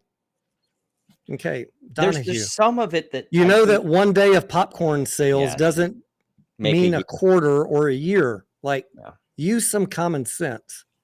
I think some of these people are clueless, but some of them definitely play it up because there's like, once you get to a point, like say, just throwing some names out there, like a Thomas James, when you have 40K subs and you've basically, typecasted yourself as this guy who is the AMC is going to the moon. It's going to pump. All the shorts are fucked, blah, blah, blah. It's kind of hard once you've established 40K subs to suddenly turn and pivot. You're going to have, huge drop-offs and everything. So you're kind of stuck in this like echo chamber room of playing that character for the end of time. Unless you just disappear like Trey. Yeah, exactly. Trey was watching the chart melt down every day, insisting it was a bullish falling wedge. And I'm like, dude, that is not a falling wedge. Like, we've fallen already 70%. That's not a bullish falling wedge. There's no. And eventually he just gave up because he couldn't take the amount of people that were asking him questions. But 2021 was a great year to be optimistic and even maybe hopeful. I was myself. I clearly bought AMC at 20, 30, 40 bucks, ridiculously high prices all the way up till November of 2021. And then when things changed after Thanksgiving, we had to all come to a realization that the game was changing. Yep. But I honestly didn't lose most of my, I think I didn't really lose people then because everyone knew that 2022 sucked. But at the point where before the Ape and AMC combined, I think I lost 500 viewers out of 21,500 because they were mad that I followed through on my own DD.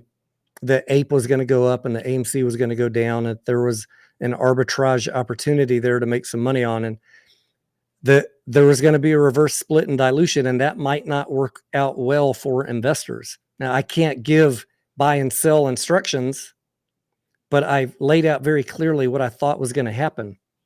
And I also said over and over, the conversion is not it's not a catalyst for a squeeze.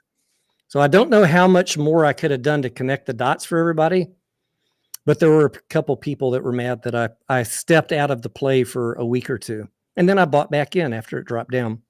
That's just, to me, smart investing and following my own DD, which I had carefully laid out for a year. You were around, Corex. You kind of know where I was going. I've definitely had plays like that where I've gone in and out. Like, I've like most of my plays from 2021 and 2022 were like what you did. Like they were month periods where I'd be in a company and I'd move on to the next thing. I mean, you have to just look at the fundamentals of the company and look at where the price is. And if the price gets outsized from fundamentals, that's where you say deuces. I'm a Professional says the overarching thesis on the remaining channels is still a billion shorts and they can't cover. Yeah. I mean, I hear that in every ticker that retail is in, and it drives me nuts, Mr. Professional. Like, Yep, where is your evidence? You've literally been holding on to this dream for 2 years and you've lost 90% of your money. It's become a cult more or less now. And I do allow that there's manipulation. There's daily shorting. Shorts hop in and out. They're driving the price down, right? There's no doubt. And they want to get it to a certain point. But I've been here with you guys every fucking day, whether I'm on camera or not, reading, researching. I don't work for anybody. I have my free time to trade and sit here and research and ask my wife. I will research until I fall fucking asleep. It irritates her to no end. I have not found any evidence of hundreds of billions of synthetic shorts. So some point we got to change up how we think about a play to not write it to zero. And the other thing I'll say that really changed my mind is watching every other small retail ticker with the same talking points: MMTLP, BBBYQ, BBIG, Mullen. I've watched all of them ride their plays to zero. Mm-hmm. And that did them no good talking that shit. So I'm not going to say that stuff here. I'm not. And I haven't for a long time. 2021 was a different year. We're not in 2021 anymore. And I get it, right? There's still, even the no voters, they're convinced that the reason they're going to put Adam Aaron in jail is because there's billions of naked shorts and he's hiding it and he's in collusion. Where is the evidence? I get it. You're angry. But you latched onto a thesis that is not backed by evidence. So it's probably not going to go anywhere. Chuck says, impossible to find the evidence, but we know it's there. I mean, it could be a long wait, Chuck. And like I said, just keep in mind where I'm coming from. I don't just watch AMC. I watch every retail play, the flavor of the month, the flavor of the year. And I've watched every single one of them get wiped out. I've got a list of them. And they all said the same thing you're saying.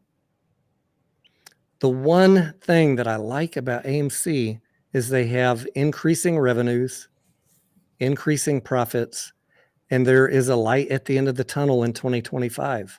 That is why I'm still here. It's not like these other companies that, yes, they had all the same talking points, but they were bleeding out their ass. Falling revenue, convertible debt, warrants, all sorts of, but what was their rallying cry? Hundreds of billions of naked shorts, manipulation. They were not seeing the forest for the trees. They couldn't admit that they were getting wiped out by convertible debt, warrants, dilution, and lack of revenue. At least AMC has growing revenue, and we have a chance. We have a chance. I don't know if we'll get there. I hope we get there. I'm buying. I bought yesterday. It's the what do they say, Corex? It's the prettiest pig in the herd or something.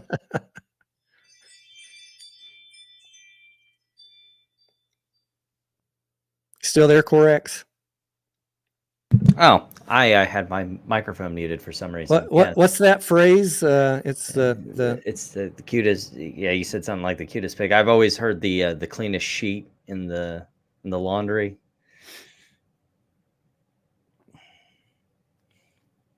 I'm going to contest that one by, what is it there? Elon's tusks about, okay, GME does have debt. It may not be a whole lot, but they do have it. And you're kind of skipping over the fact that they have a huge accounts payable that is a problem. What they love to do, and this is, I'm not blaming Ryan Cohen. This was stuff that they did before Ryan Cohen, is they would build up their accounts payable and then dump it on Q4 when they had all of their revenue come in and all their earnings to kind of mask some of the deficiencies of the company. So cool if it does not have any debt or has very little debt. That doesn't mean that GameStop doesn't, like, manipulate their balance sheet and doesn't have weaknesses. Hang on one second. My wife is having problems getting in the door with the automatic lock. So let me let her in, and I'll do my Eight Father Michael Myers impression. Awesome. Go ahead and do that. I'll pretend like I'm capable of entertaining your stream and my stream all at the same time. Yeah, which is going to fail immediately because I've had 2 glasses of whiskey, and this Jameson is very delicious. That may be because I'm a bit buzzed, but there's something about orange zest that is quite tasty, especially when you've had 2 glasses of it. I'll try and find other things to talk about here. Oh, there's Tony again, I think. Hi to you too. Hi to you, baby. I'm like rushing to get back on. She's like, say hello. Come get on camera, baby. You too, honey. Bye. We're wrapping up. What happened? I'll tell you, I hit my car on the curb. You hit your car on the curb. Yeah, I hurt myself. Oof. There was an old exit entrance to get on 183, and it was telling me to go there. And so I was like getting over on the edge, ready to go. And then right whenever I got there, I could see that like you can't get on there. And my car hit the fucking new curb that they put there. Are you okay? Bam! It fucking yanked my neck, and fucking I hit my hand, and I had a yogurt in my hand, and it flew out on my hand. Okay, so that she's got a yogurt stain on her scrubs. Wasted yogurt, no good. That's one way to cover up explaining why you're getting home so late. That's just yogurt, babe. All right, we're wrapping up here, babe. I'll be done in a minute. All right. I did feed your bunnies, yes. And I did not cook one for dinner tonight. Eight Father and Michael Myers. How does it go? You can't kill Michael Myers, but you can be a billionaire inside an AMC theater. Was that good enough? I'll ask Lynn later. I'm sure she'll give me her score of 10 approval of it. That is a pretty funny clip. Was those chimes in this room? That was on my phone. I have everything is automated, so I have cameras and alarms and alerts, and it was chiming someone is in the front yard and then at the front door. Yeah, I helped my stepdad install something like that at his house, I where he's did. got one at his front door and then one for his big workshop. I also have Gatling guns. You know, if you don't identify yourself, if you're Project Popcorn, if I see, you know, if you've got a Project Popcorn in your wallet, the moat deploys and the Gatling guns come out. You're gonna have to help me install those. I may need them, Tony. Anya says, "Hi, Scarlett." She wrecked the Lambo. Hey, did you No. did you mess up your car?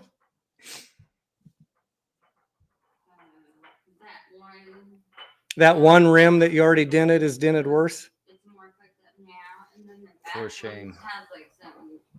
You can tell that it's like it's a skid mark on it. Yeah, well, I already bought her one new rim, Corax. It looks like, and now we're working on dents on a second rim. So I'm gonna have to buy her Let's be a new one. honest here. Tony's from Texas. His wife does not have a Lambo. He got her one of those new electric Hummers.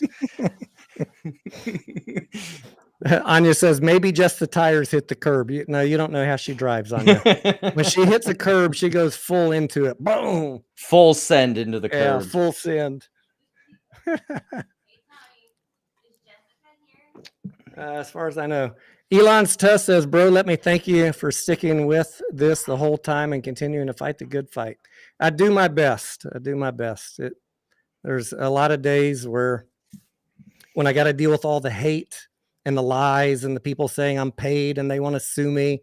When I'm far from, I think of the people covering AMC, I've done a very good job of providing you guys factual information about what the finances are and what was going to happen.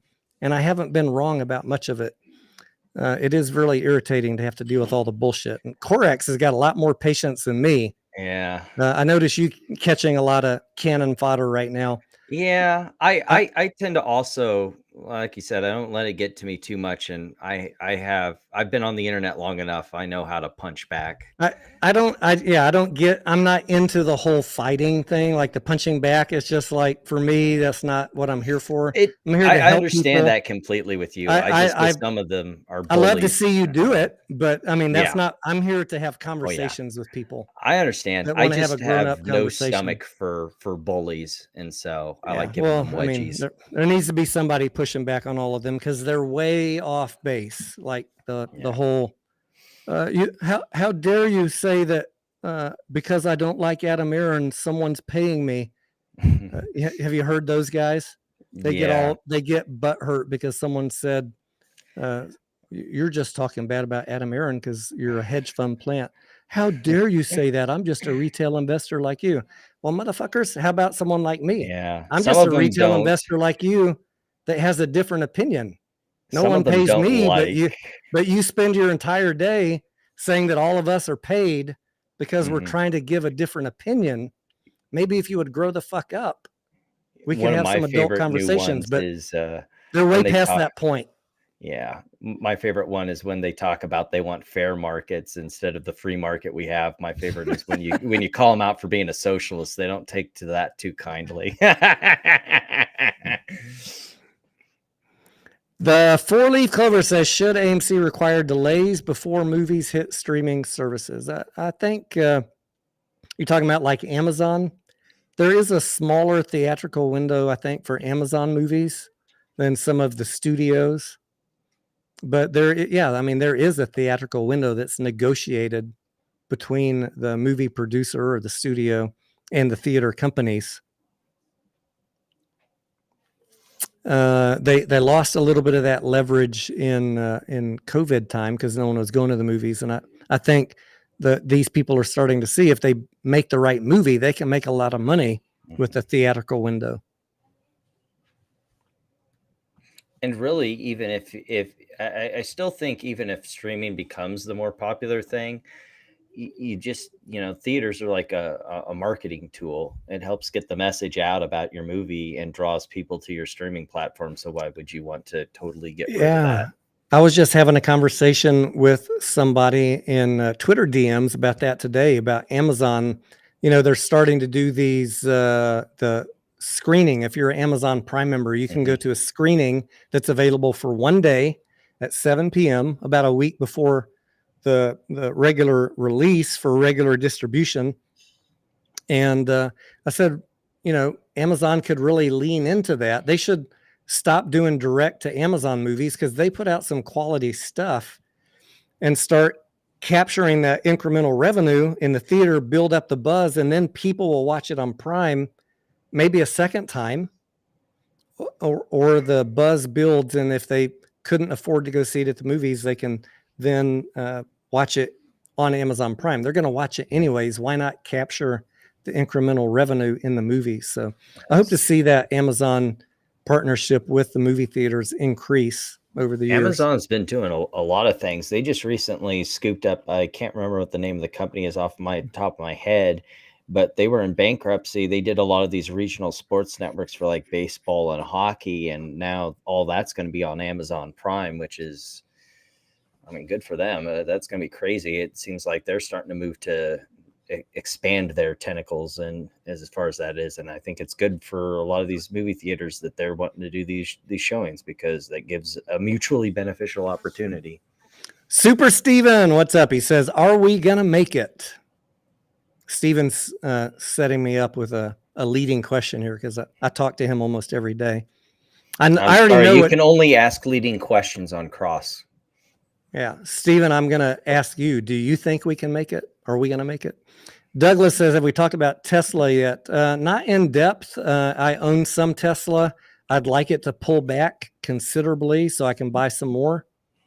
But of you don't all want of to hear what I think about Tesla. you don't really like Elon, I gather. No, not particularly. Yeah, I mean, look, just being a dispassionate investor, I think that Tesla is overvalued and it's ripe for a pullback. But people love the stock, and so Fair. I'm not gonna bet against Tesla. Agreed. And I'm trying to buy it and accumulate my position. There's a reason as I'm cheap not as short Tesla. I just have my issues with the company and its management. Yeah. I look, of all the EV plays, that is The best one, clearly yes. the best one, without a doubt.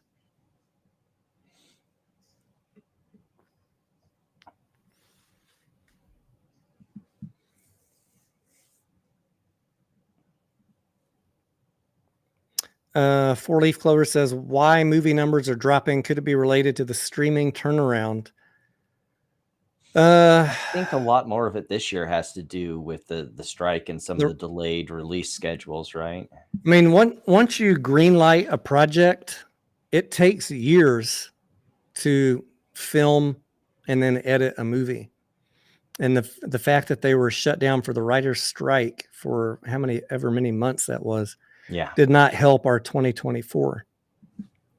So a lot of things that could have been finished in 2024 got pushed into 2025. But on the plus side, if you can survive mentally and emotionally 2024, you can, I think, feel pretty comfortable that we're already preloaded for a pretty good 2025.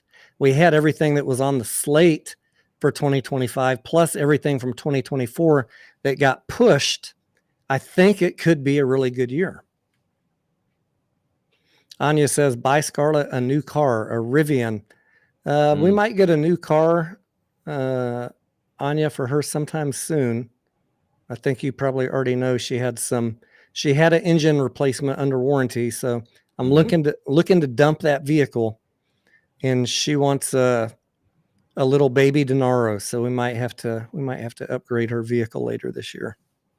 I'm quite happy with mine. I've almost got it paid off, and then your Rivian. I wish it was a Rivian, but I've got a Jeep Compass. It's just the right amount of SUV for me, because I like doing the actual LARP, not the stock LARP, like dress up in medieval costumes and stuff like that. So I need stuff that can something that can haul equipment but does not kill so much on the gas tank. It's just enough SUV to be utility, and not so much that I break the bank every time I go to the gas pump. Someone's asking about guns and ammo stock, Smith & Wesson in particular. I think that I mean, you can look back at those. Those are cyclical stocks. And if you can pick them up on the dips and then be patient for the next crisis in this country, you're going to be handsomely rewarded if you have that kind of outlook on it. So buy them when they're out of favor and wait till the point where you can't buy one in a store and then sell your stock. You know what I'm saying? Whenever we have riots on the street and people are lining up to buy ammo and guns and you can't get one in a store, the stock's going to soar. So you just hold your Smith & Wesson or your whatever ammo stock you're buying until that happens. And if you have that timeline, I think you'll be fine. Do I like precious metals? I have bought gold and silver before. I don't own any right now, and I won't buy them until they dip again. And I understand that's controversial. If you think the world's going to end and everything's going to hell in a handbasket, you think there's more upside, that's fine. I don't prefer to buy after things have been run up. So I'll wait till things smooth out, buy on a dip, and hold it for 7 or 10 years. Well, yeah, and if you're really thinking that, as a flight to safety play, say we have a recession, it would almost be better to hold the bonds rather than hold precious metals, because bonds give you an interest payment at the end of every month. You don't get that with gold. So if you're seeing possible inflation in the future, maybe, but like Tony said, it's run up pretty high now. And if you're seeing for flight to safety, you're better off in bonds than in precious metals. But it is my intention in 2024 to have once every 2 weeks to cover metals and or junior mining stocks, not necessarily Hycroft. But the reason just for my own personal curiosity, like I talked about this a week or so ago, how do we gauge if Hycroft is a good company? Well, I'm not a junior mining expert. I haven't looked at any competitors, so I'm very familiar with what's going on with Hycroft. But how does it stack up against other companies? Some of y'all might know because you invest in junior mines, but I don't. So I'm going to start doing that, DD, and sharing that my journey and education with you guys, and maybe we'll all learn together. Maybe you can teach me something if it's something that you're strong in. Yeah. So we'll be talking more about metals this year. Never hurts to hear from someone who's got a different circle of confidence than you. Like I said, all of the experts that I reached out to last year to give me their input on Hycroft, they all said it's not on my radar. I can't talk about it. So there's that.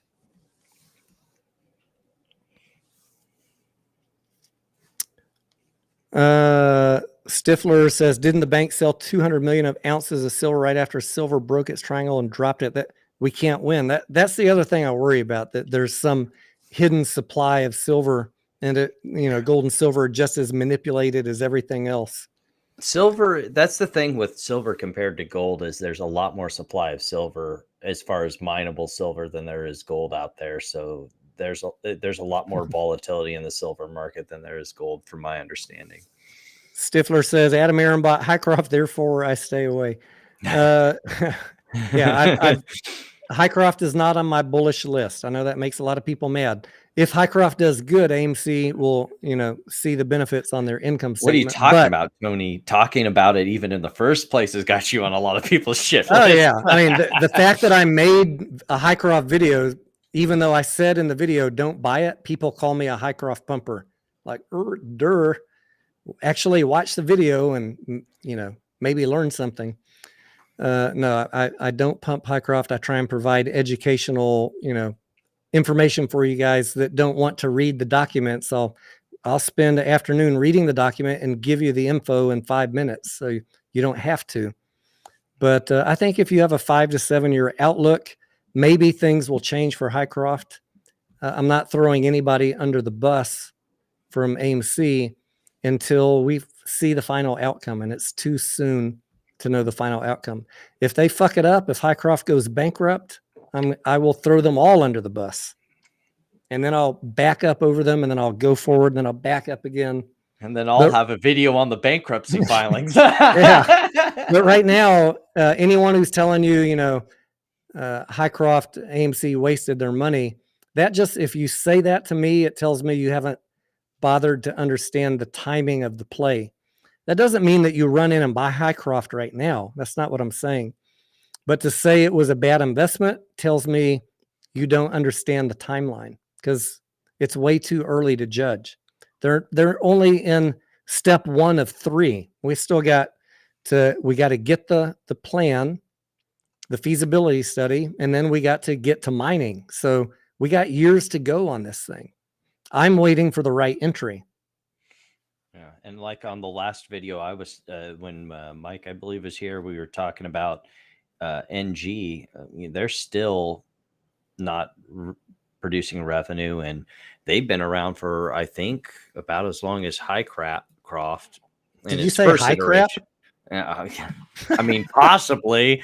That's my opinion on it. But like, let me look here at NG. Hold back here. Yeah, it's been around since 2002, and they still haven't produced anything out of that mine, to my knowledge. So, I mean, it can be a very long time. It could be, and I'm okay with that, because I'm very patient. I did not have any expectations. The problem with fucking Highcroft is these fucking pumpers, Corex. Yes. That do space calls saying there's lithium on the property and they're going to sell it to Tesla. And if you buy those gold doubloons, you know, you're going to support the company. Everything these guys say is incorrect. Well, you got to be careful about like what mineral rights and what do they have rights to, because, you know, that was the big thing with the MMTLP people when they found out that they weren't kicking up oil and gas. They were like, oh, well, and then they were pumping up more water than any of the other things I previously mentioned. It's like, oh, well, they got these aquifers, they have rights to water. It's like, no, they only have rights to the gas and oil. I don't even want to go there. I lost so many friends over MMTLP. So you have to be careful, like, to bring it back to Highcroft. You have to be careful about, you know, what is it that the company has rights to extract. And it doesn't matter what they have on the property. Well, I mean, Highcroft has the rights to a lot, and they have a lot discovered too. Mm-hmm. The question is, can they do it economically? Yes, that too. And what's the milling plant going to cost? So I can't really comment until I see the feasibility study, which will be later this year. So we'll see. Super Steven's got some tinfoil for us. Uh-oh. Let me go get my tinfoil. This is entertainment only, but I do talk to Steven a lot, and I know where he's coming from. He is being genuine. He says if the shorts and bears get too overconfident, there is a chance for a 2025 short squeeze if short interest keeps rising. Since Adam will be given a stack of movies, many will likely be $1 billion plus films. I agree with that, Steven. I alluded over the course of the past few hours, I've alluded to much of that. I alluded to the fact that I think the short interest will continue to rise. It's not interesting to me right now at 9%, but I think it will continue to rise over the first half of this year, which could be very interesting. And if they're not smart and they don't get out and they get caught into the end of this year, and then things start looking really good for 2025, yeah, it could be really, really interesting for a short squeeze. Your expectations. Remember, we said before, it's not 2021. So what is that squeeze? If it does happen, you need to, you know, see where your price point is that you'd want to cash out on. Yeah, when Steven's talking a squeeze, I know he's not talking $400. Right, but not all viewers might not know that. So just for clarity's purposes. Our idea of a squeeze right now is, you know, not going back to previous levels. To get it back to previous levels, you'd have to truly believe that there's billions of naked shorts that no one has ever been able to find. And that's fine if you want to believe that. I just don't talk about that on this channel. We're not about magical thinking. We're about believing what we can prove. That is what keeps me out of trouble. talking about actual data. And y'all wonder, why does he only talk about data he can see? Because if I'm talking about data I can see and what is on the financial statements, what's on the balance sheet, what the financial statements tell us, even though you guys don't like it, keeps me out of trouble. SK says Mullins is a scam. Squeeze these nuts. Yeah, we touched on Mullen in the beginning. My advice to my thoughts on Mullen are stay away. More dilutions coming. Read the 10K risk disclosures. I almost did a video on it, and then I was like, really, what's the point? I mean, what new information am I going to share that I haven't already said over the last year? It's a dilution furnace. When a company tells you that they have several times in the 10K, I can't remember exactly, but on Twitter, I think I saw 12 times they made notice of a going concern notices. Yeah, that's not us being negative, Corex. That's just us reading the company's own words. That's what's so irritating. Oh, I smell a shill. I'm actually reading you the company document. Yeah. Unless you think David Misery is a shill. David Misery is a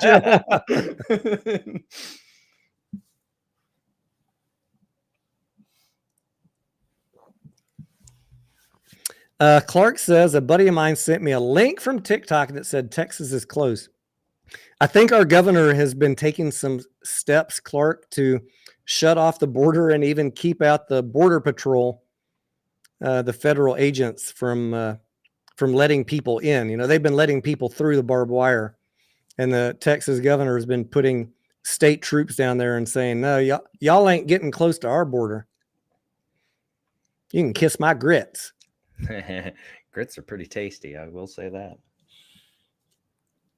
You're mostly a Southerner, Corex, or were you born in the South or just live in the South? No. You don't sound like a Southerner. No, but I can turn it on when I want to because I spent some time in Arkansas, but I was not born in the South. I suppose Kansas is considered part of the Mid-South. Oh, so you're from Kansas, so you do work for AMC.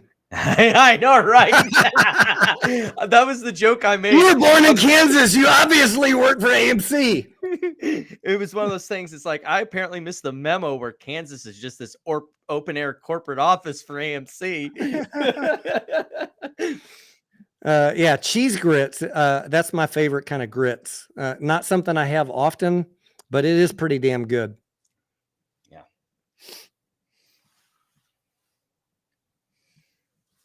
Stifler says, at this point, a run to 27 would cover all my calls, so that would be nice. What's your expiration on those, Stifler?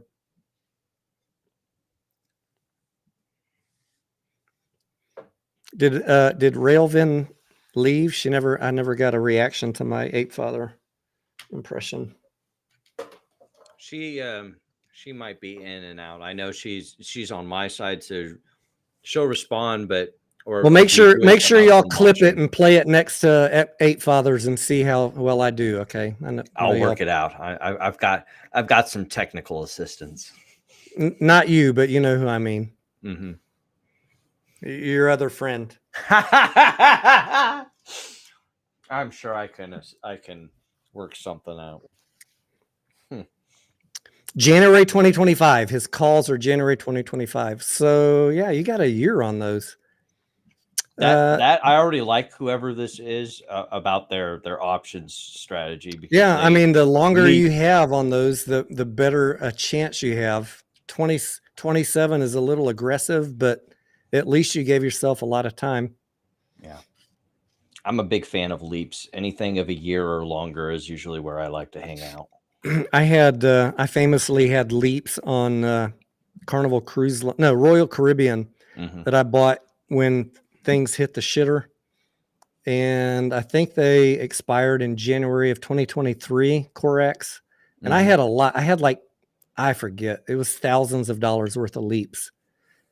I don't remember, $5,000, $8,000 worth.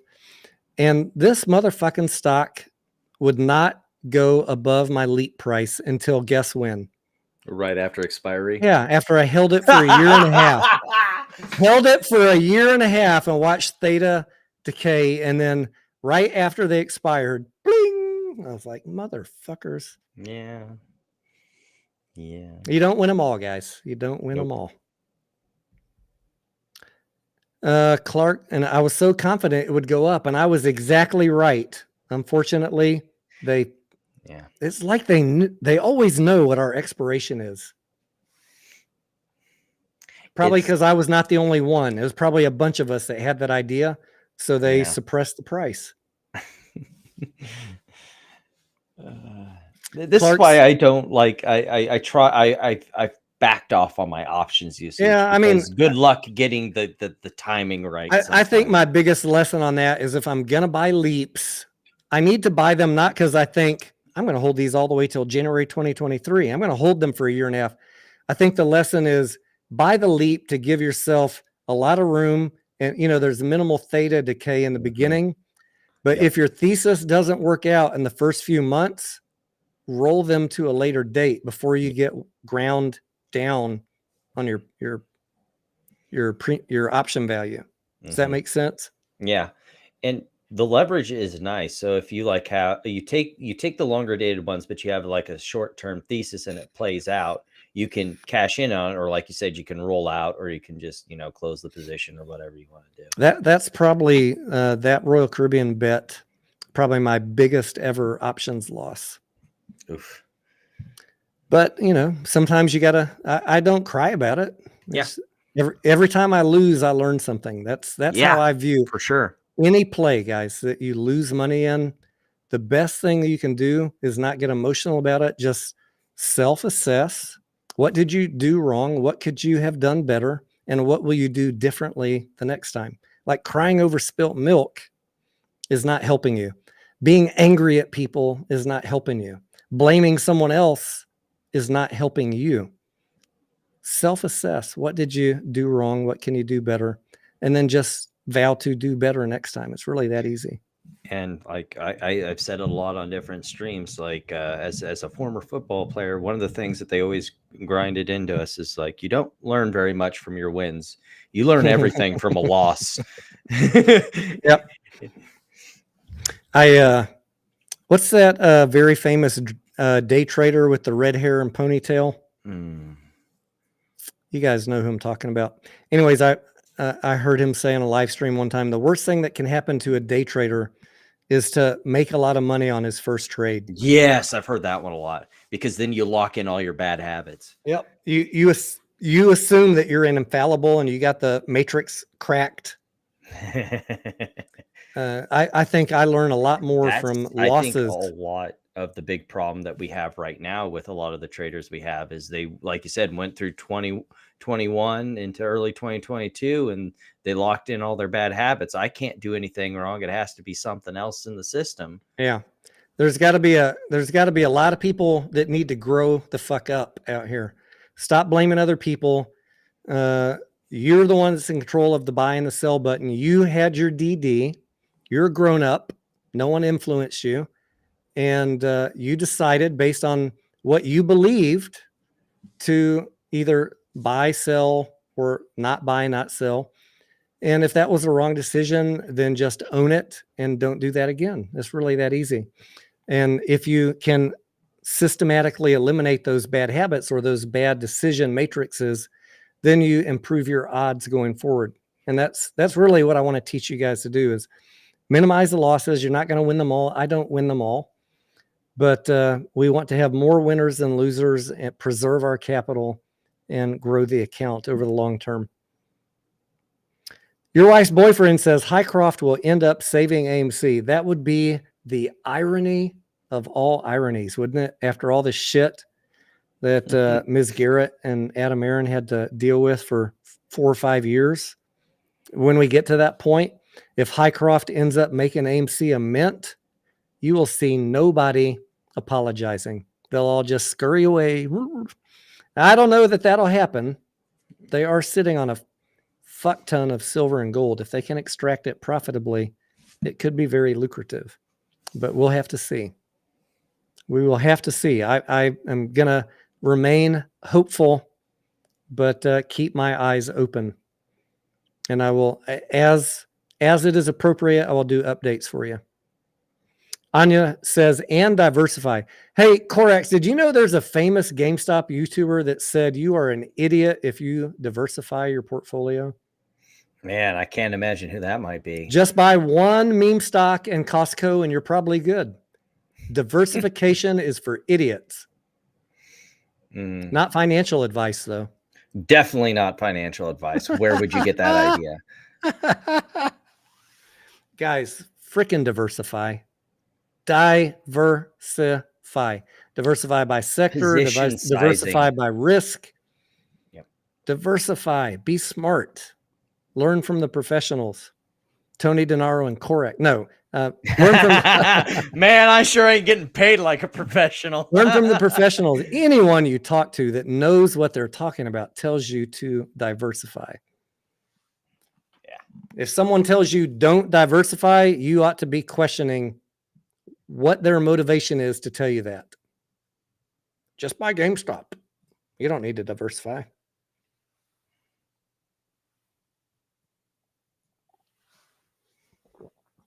Anya says, even get in airplane stocks. My Discord Corax is adamant that I get into airline stocks right now.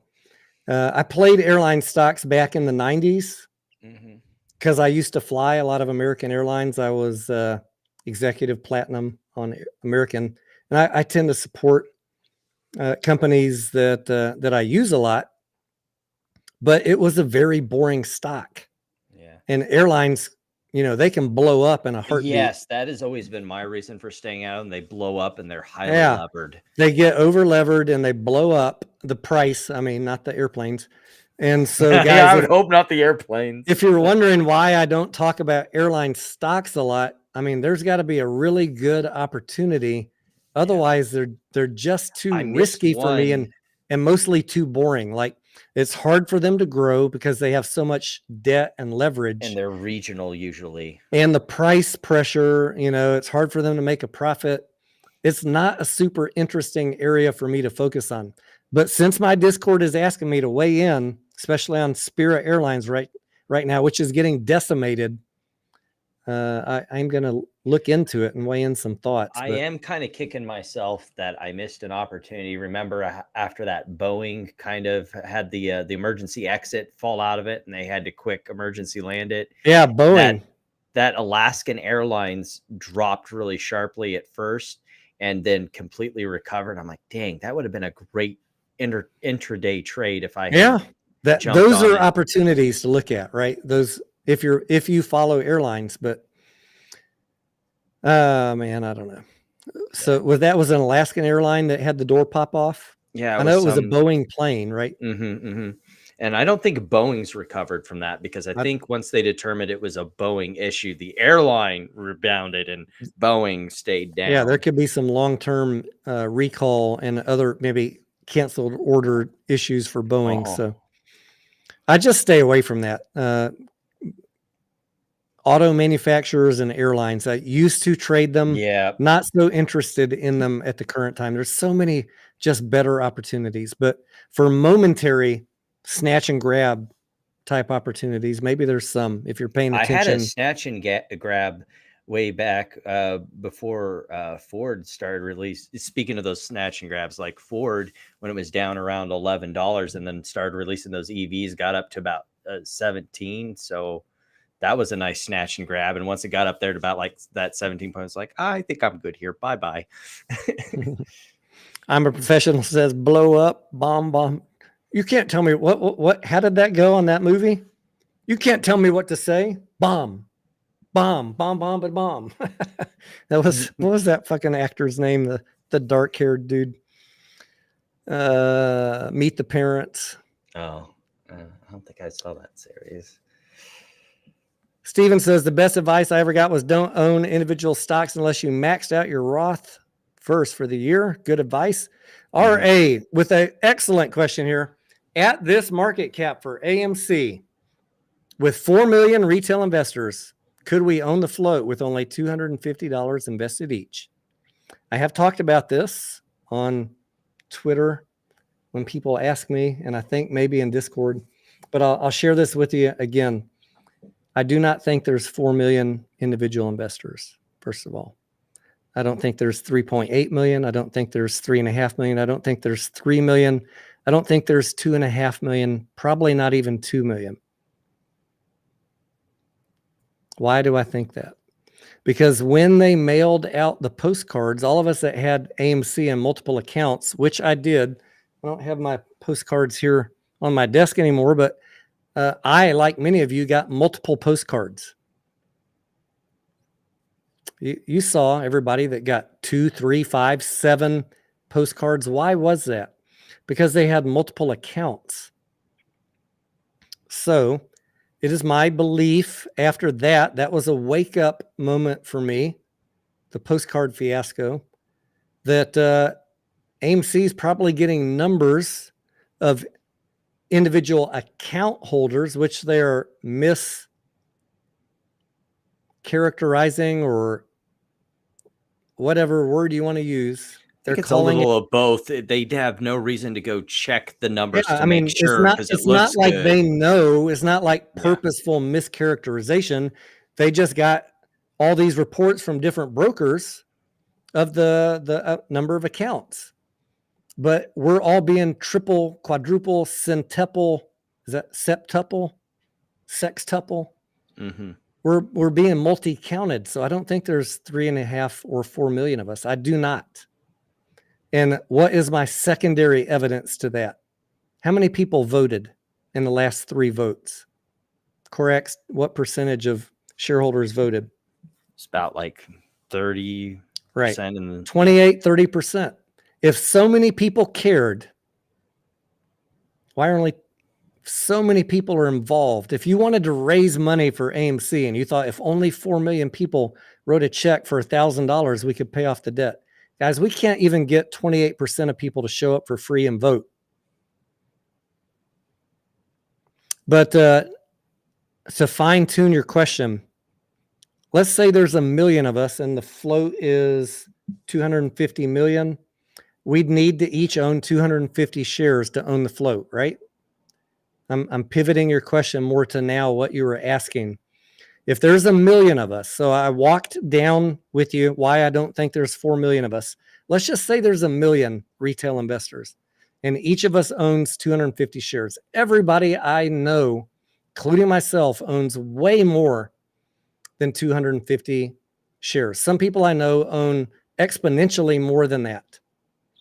Now, I know that that is not a statistically valid sample, the people I know. There might be people after the reverse split that only own 10 shares or 20 or 50.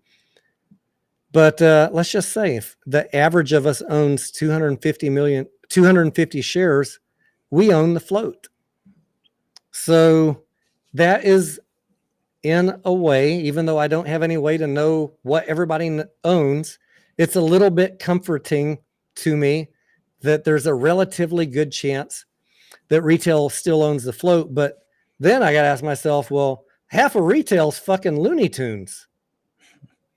They want Adam Aron fired. They're tweeting 20 times a day that the company sucks, boycott the company, violently protest at the company headquarters. Like, do I want to be involved with these people? What do you think, Corex? Is retail owning the float positive or a negative at this point? I mean, there's so much of retail is actively imploding the company's reputation. Yeah. Unfortunately. What do you think? Are we our own worst enemy, or is it just a loud vocal minority? I think part of it is it's a loud vocal minority, but at the same time, with a lot of these movements, that's what can really harm the reputation of it. And so I think there's a certain aspect with a lot of these companies where it's like you keep retail around for the utility, but once they become inconvenient for you, it's best to find a way to show them the door. Unfortunately, because of a lot of what a very small amount of people have done on the internet. Yeah. I truly question. I know these people are upset, but I truly question, like, do they even really have an investment anymore? Or is it just, did they have such a small stake that after the reverse split, they only have a handful of shares, so they don't really care what they're doing to everybody else I think by part of being it so is, negative? I think it's a little both. Like they have such a small amount and they bought so high. That's why they have a small amount, that they've seen what investment they've had get completely punished. And so they can't detach from the emotion of that. Their anger has gotten them to a point where they have no compassion for everybody else that still is holding the stock and hopeful. Yeah. And that is Or the unfortunate. new people coming in. Yeah, it's unfortunate that they can't detach. And I get their anger. I get it. I mean, but all of the risk disclosures were there if you read the financial. And you're the one who pressed the buy button. Right. Stifler's RA says, can you give me some words of encouragement? I got into AMC at 20 years old. What is your cost basis, RA, if you don't mind my asking? Don't tell me how many shares you own, but on average, what would you say your share price cost basis average is? And then I can tell you if you got a chance, just based on my opinion, but I think 2025, things will look better for this company. Anya says I recycled the postcard. What, Corex?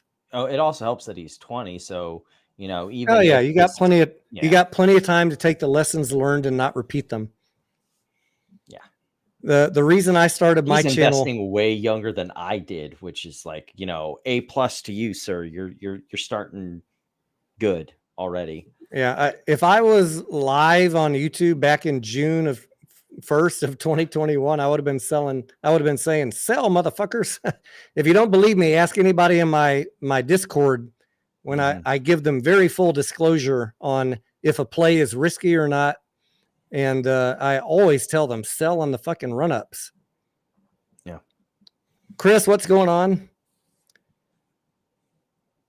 I'm a professional, says Adam Aaron went from saying 3.8 million shareholders on earnings call to saying millions. Yeah, I think the numbers come down, the number of individual account holders. I'm not even going to say shareholders.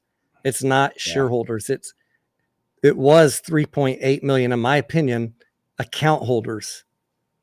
But he was probably accidentally, unknowingly, double, triple, quadruple counting us. Well, because that's the numbers they get from the brokers, and there's no reason to ask the brokers, are these accounts or are these people? Because then he can go take that number and it's not any devious intent. He was given a number. He repeated the number. Yeah. Chris Percoco, what's up? Where are you from, Chris? I don't recognize that last name. He is risen, says, does anybody have a Truth Social account? I do have a Truth Social. I don't use it as much as I should. I have the same problem except with Threads. Except with what? Threads. What is Threads? Threads is the Facebook version of Twitter. No, I deleted my Facebook. I got tired of all the fucking political, or have you got your virus check lately? Or and plus I live in Austin. So half your friends are of a different political party. And I don't have that problem. I don't want to see that shit all day on Facebook. So I just delete it. My wife was like, oh, you don't want anybody to know you're married. I was like, that has nothing to do with it. I don't have that problem because of where I live, but I already know that I'm a political outcast because I'm a libertarian with a capital L. Oh boy. Yeah, I know, right? I'll try and make a personal vow to do better of posting more on Truth Social. It's just I want to be more on TikTok. I want to be more on Truth Social. I want to be. I've tried to dip into TikTok. It's just really Rumble, hard to do but like nobody watches me on Rumble. Nobody watches me on Twitch. So why am I spending all the extra effort to do this? Yeah. The TikTok is a little easier to get into, even if people aren't watching it. My problem has been doing like shorts. Like TikTok will at least let you have a bit longer videos. It's like shorts on YouTube. They must be 1 minute or we will slaughter you in a back alley. He is risen, says Tony's going to take over Truth. Here's what I think. And I talked to Johnny, the Mandalorian, about this. You guys know, or maybe you don't know, I like politics. My very first college major was political science. And then I realized I am way too truthful and blunt and an asshole to be a politician. I can't just sit there and go with the flow and tell people what they want to hear. So I realized that politics was probably not going to be a great career for me early on. And I switched into economics because I like money. But what I was talking, I do always enjoy talking about politics, and I have some very firm views. I don't do it on YouTube because they will shut my ass down. Well, so what I was saying to Massalorian is we should do a politics live stream a couple nights a week, especially as we're going into the election year on Rumble. Oh boy. Because we can say whatever the fuck we want over there. Hey, I'd be down for that.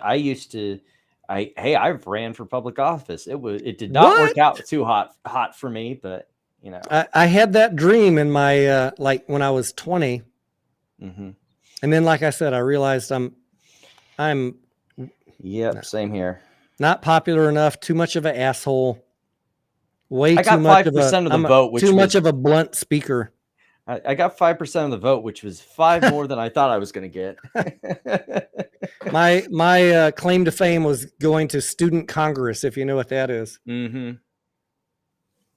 Yeah. But yeah, that'd be totally cool. Like when I first started off this channel, I did a couple political videos, but you know, I switched to something that, you know, there's so many people on YouTube doing political stuff. Like it's like trying to break into a freaking convention with your own booth. It ain't happening. I found my niche. People enjoy the content. Sufyan says Boss Blunt just said that we should make the banks accountable and AMC will make his portfolio look like an international phone number. I love his enthusiasm, Sufyan, but we don't always see eye to eye on stuff, but I appreciate that anybody supports a stock that I'm invested in. If someone wants to call him out on stuff, then I'll leave that to other people.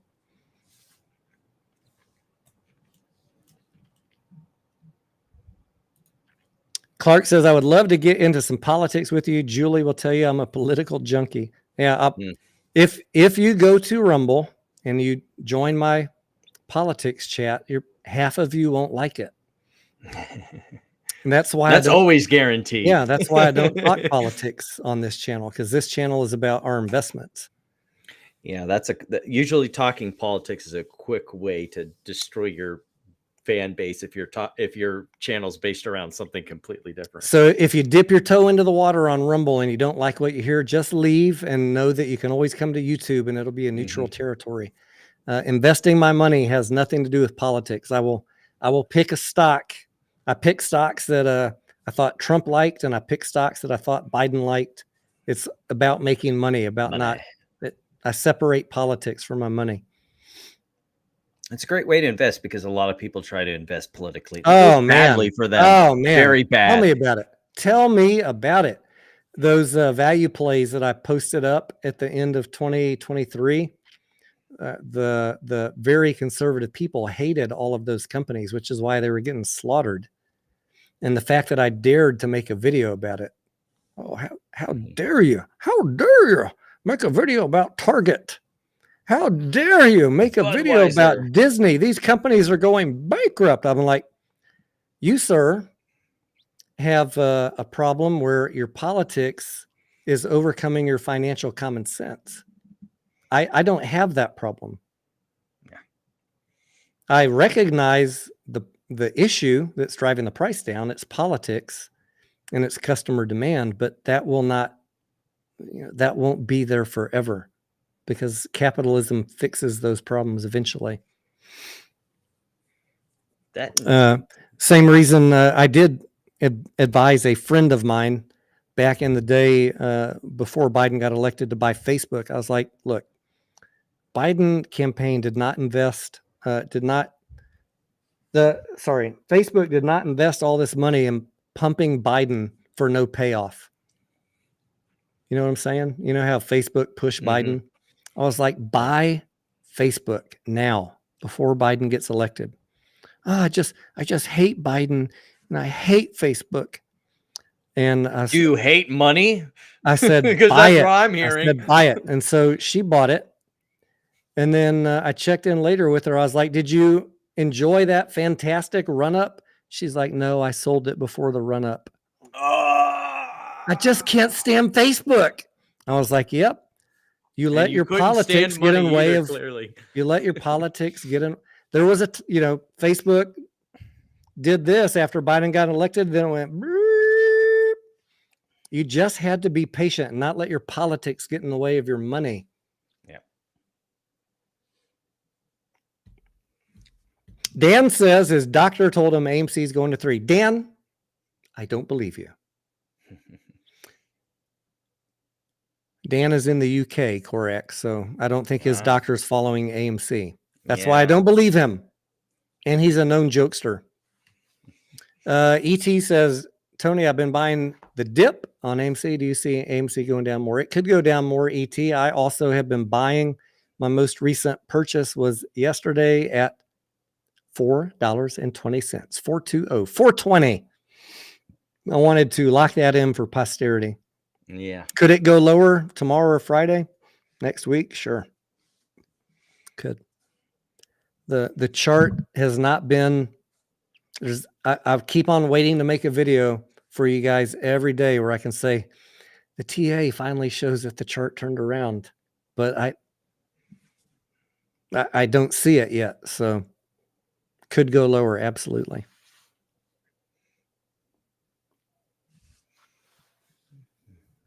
Ariana says we will all stand before God one day. We will, Ariana.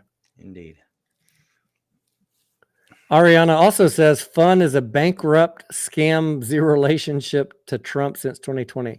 Yeah, I was never heard of that ticker. Well, I've heard of the ticker, but I don't even know. Okay, so there is a DWAC Mm-hmm. that got a huge push up when Trump was I forget. I mean, I made a lot of money on DWAC back in 2021, and Fun PHUN was running in sympathy with it because it is ancillarily related, if that's a word, ancillarily. It's a dotted line related to DWAC, but there's nothing real legitimate behind Fun other than the pumpers were pumping it as, look at this dotted line. So it moves with DWAC and Trump news, but there's no real juice behind Fun. Gotcha. So, yeah, I would probably avoid that one. Doesn't mean you can't make money with it. It'll still move. But I think if you're going to play one, I haven't even that looked actually has something behind it. I haven't even looked at DWAC lately. What the hell's going on with them? Let me look. And now lately, Rumble has been getting the juice on social media. So I need to take a look at that one. Related. The problem is I see the worst pumpers of the worst pumping Rumbles. I'm like already probably should pass based on who's pumping Rumble. I probably should pass or buy puts. What happened over the past 2 days on DWAC? Holy crap. That is a huge surge up from 1687 all the way to a peak of... Because Trump won the Iowa caucus. Oh, yeah. That's right. Trump 2024, baby. It trades on Trump news. Yes, and then I'm sitting here going, "Durr, what's with this?" Durr. He crushed it. That was like, I was expecting maybe a win, but that was absolutely. It was like nobody else. It's like no one else even showed up, man. I heard Nikki Haley. I don't want to get into politics, but I heard Nikki Haley's not going to the next debate unless Donald Trump promises to show up. I would tell her kick rocks. Look, all like, regardless of Trump, because I'm not his biggest fan, I don't really follow too much of the Republican stuff, but seeing Rashami or whatever, the huckster get bounced made me very happy. I don't know if you noticed that on Twitter. I noticed that. I have mixed feelings about him. I can't say that I did the deepest due diligence on him, but in the sound bites that I heard, he sounded very interesting. Mm-hmm. And so I was disappointed, honestly. I wanted to get to know more about him through the debate process. And I'm disappointed that he dropped out this early, but it's not going to hurt my feelings if you say he sucked, Tony. because Yeah. I don't have any deep conviction like he needed to be there. He was just kind of like, I'd like to learn more about this guy. Yeah.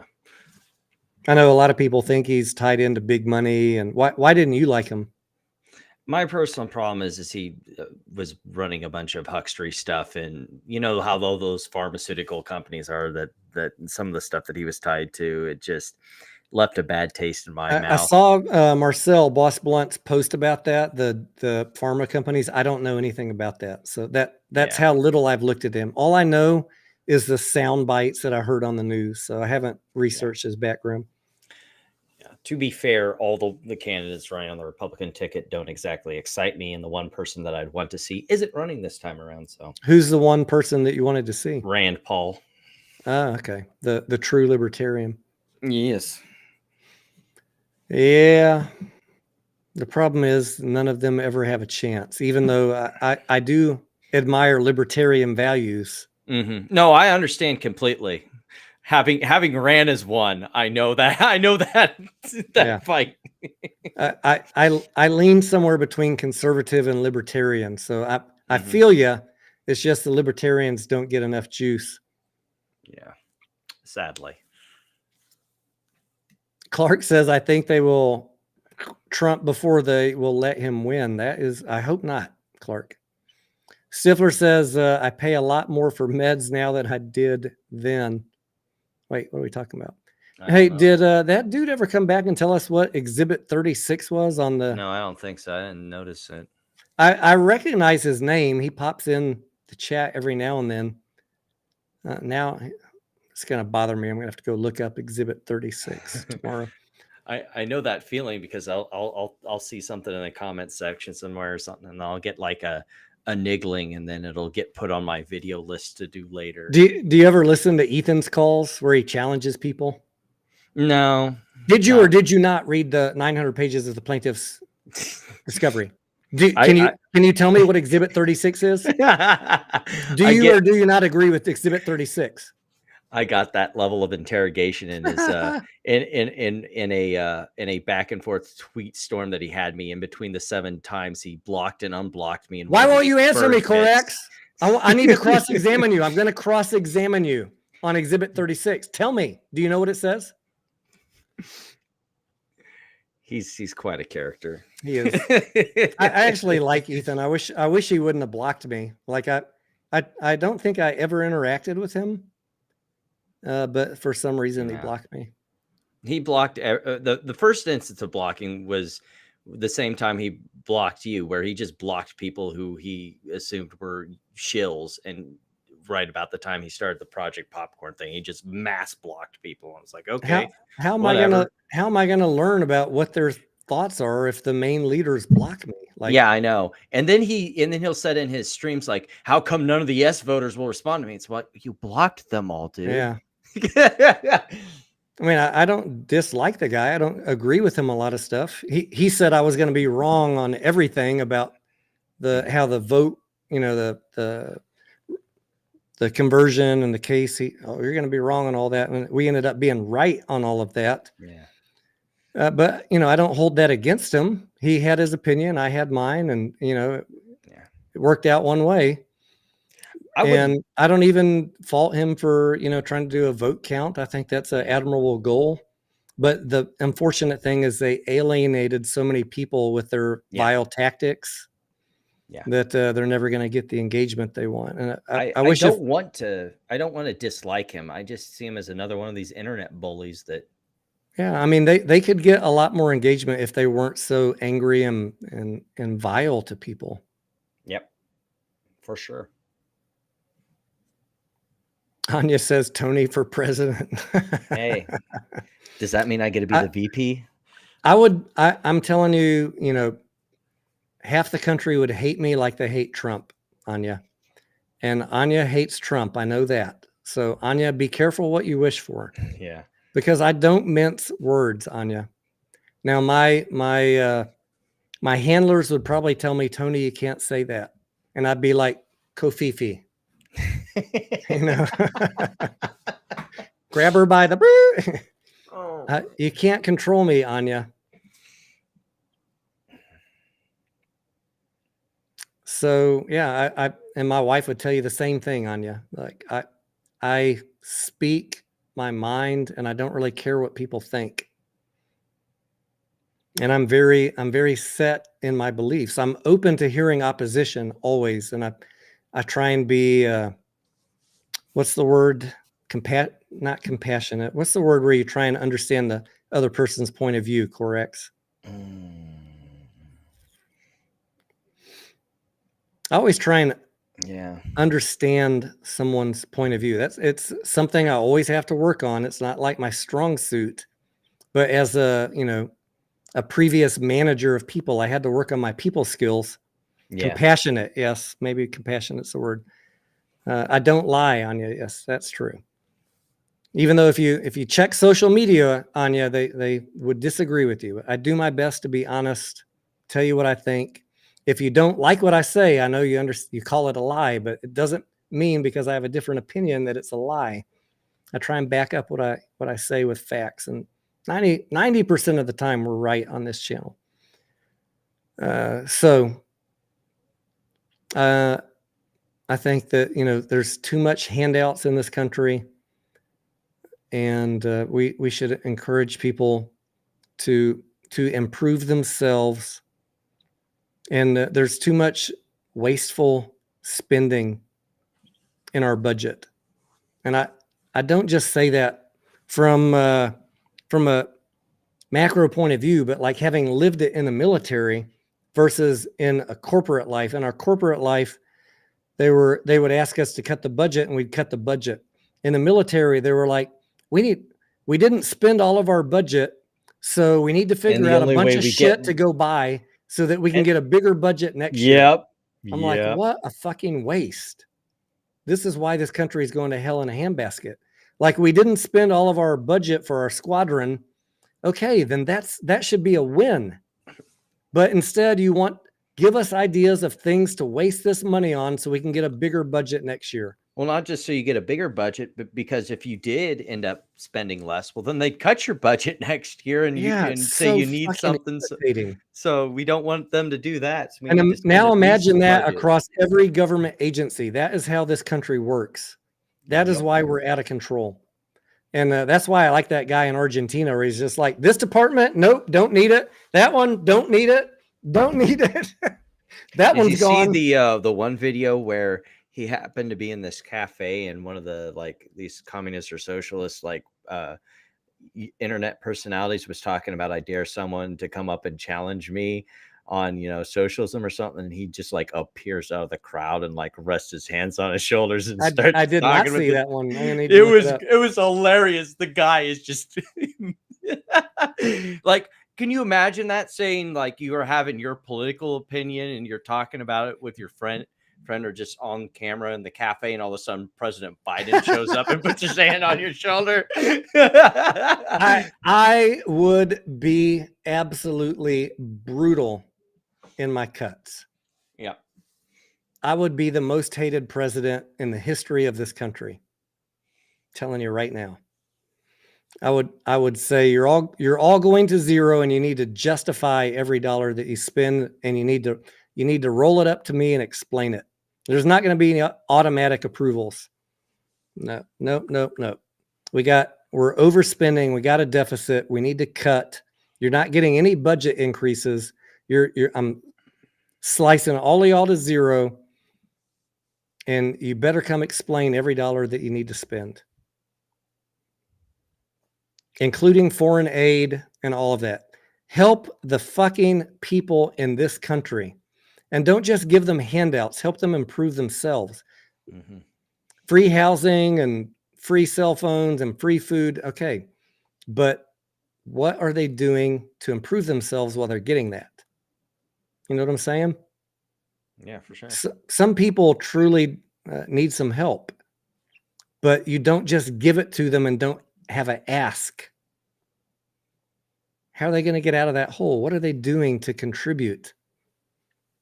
That's kind of where I'm at.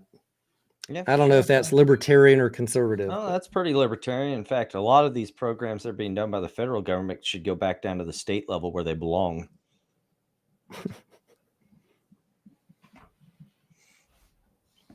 All right. I think we need to wrap it up. My wife Yeah. sent me a picture of a cat and said, come to bed. Anyways, thank you guys for hanging out. It is 11:54. What time do we start tonight, Corex? 8? Yeah, about 8, 9, 10, 4 hours. Heck yeah. Let's stretch it 6 minutes because I'm Want a it's round gonna number. it's gonna bother me if we don't have 4.00 on the timer. So we can take a few more comments and questions. Heck RA says his cost average is roughly $20. I think you got a chance, RA, if you're patient enough. I don't know that you have a chance to make $1 million anymore, but I think you have a chance to get your money back. And make sure to take advantage of every tool you can. Like, Yeah, I mean, I don't give out financial advice, but I can tell you what I'm doing, which is buying the dips, selling the rips, and using the wheel strategy Yep. for incremental income. That's selling covered calls and selling cash secured puts. Now, I know not everybody can do that. That is the problem, right? Some of y'all are out of money. You can't buy right now, or you're scared to death to buy right now. I understand both of those. You don't have the money. I'm going to tell you what I'd do. I'd get a second job. And I'm not telling you that like some asshole. I've worked 2 jobs and gone to college full time. I mean, I've put in the work to be in a place to tell you, if you don't have enough money, get a second job. And not just maybe get a second job. If you have free time and you just want to do one job, find some marketable skills, because the reason why I've been able to get the jobs that I have that pay well is because I'm constantly learning new things. You know, the YouTube channel, the reason why some people like the presentation so much, well, I learned graphic design when I was in high school. I've done video editing for a long time now. I mean, these are things that, you can just do in your free time. And when you get the chance to present them, you have a portfolio that you could show to someone and be like, this is the stuff I can do. My wife always asks me, like, why don't you just enjoy, after I get home from work, just chilling and watching TV or movie? I'm like, I'm not built that way. Like, I got to be doing something. I got to be doing something. I got to be improving myself. I got to be learning. I got to be researching, reading something. And I get it. Not everybody's that way, but I'm going to encourage you to embrace that. If you want to, get to the next level in life, put in the work, because the rewards come with the work. What you get out of life is directly proportional to the effort you're willing to put in. And if you just want to work a 9 to 5 and then coast and just be barely comfortable, that will be what you get out of life. But if you want a little bit more, then get a second job and sock that money away in some good investments, not speculative investments. Yeah. Or spend the time, like Corrick said, taking some classes or developing a skill to increase your marketability in the job market to something better. I've talked about that many times. Like I've worked 15 years for one company, and I had 7 or 8 jobs in that time. I started off making $12 an hour and left making over $100,000 20 years ago, plus $1 million in comp stock options. Yeah. How did I do that? Because every time I got in a job, well, part of it was I finished my college degree while I was early on in that career, but I also would seek out what is the next job I want. And then I'd go meet with a manager in the next job I wanted, which I knew I clearly was not qualified for. I said, what are you looking for? And they would tell me, I appreciate you coming to ask. Nobody ever does this. Here's what we're looking for an ideal candidate. And then I would spend the next year developing my skill set to be the ideal candidate of what they were looking for. And I'd go back in a year and I'd get the next job. And I did that over and over and over and over again. Yeah. For 15 years. And another thing is, like, there's so much information available on YouTube where even if you got the job you want now and you want to do something particular, you could do what Tony does, learn about this stuff. Say, I like tech stuff. Well, I can go watch Louis Rossman's videos and learn how to do board repair and circuits and all that stuff.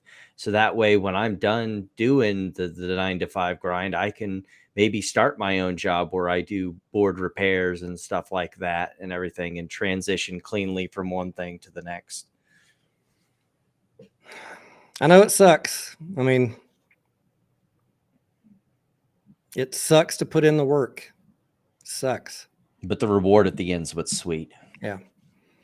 And especially if you're young, I mean, there's a lot of temptation to go out and spend money on cars and clothes and drinks. And I shunned all of that stuff. I adopted early on in my 20s the guns and butter philosophy. Do you know what that is, Corex? No. You can spend your time and money on guns, which is the critical things, or you can spend it on butter, which is the unnecessary flourishes in life.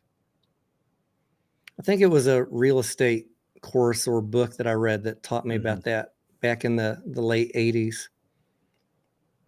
And so I had some bad habits in my early 20s of spending money, racking up credit cards, buying name brand clothes and the latest shoes and da-da-da-da.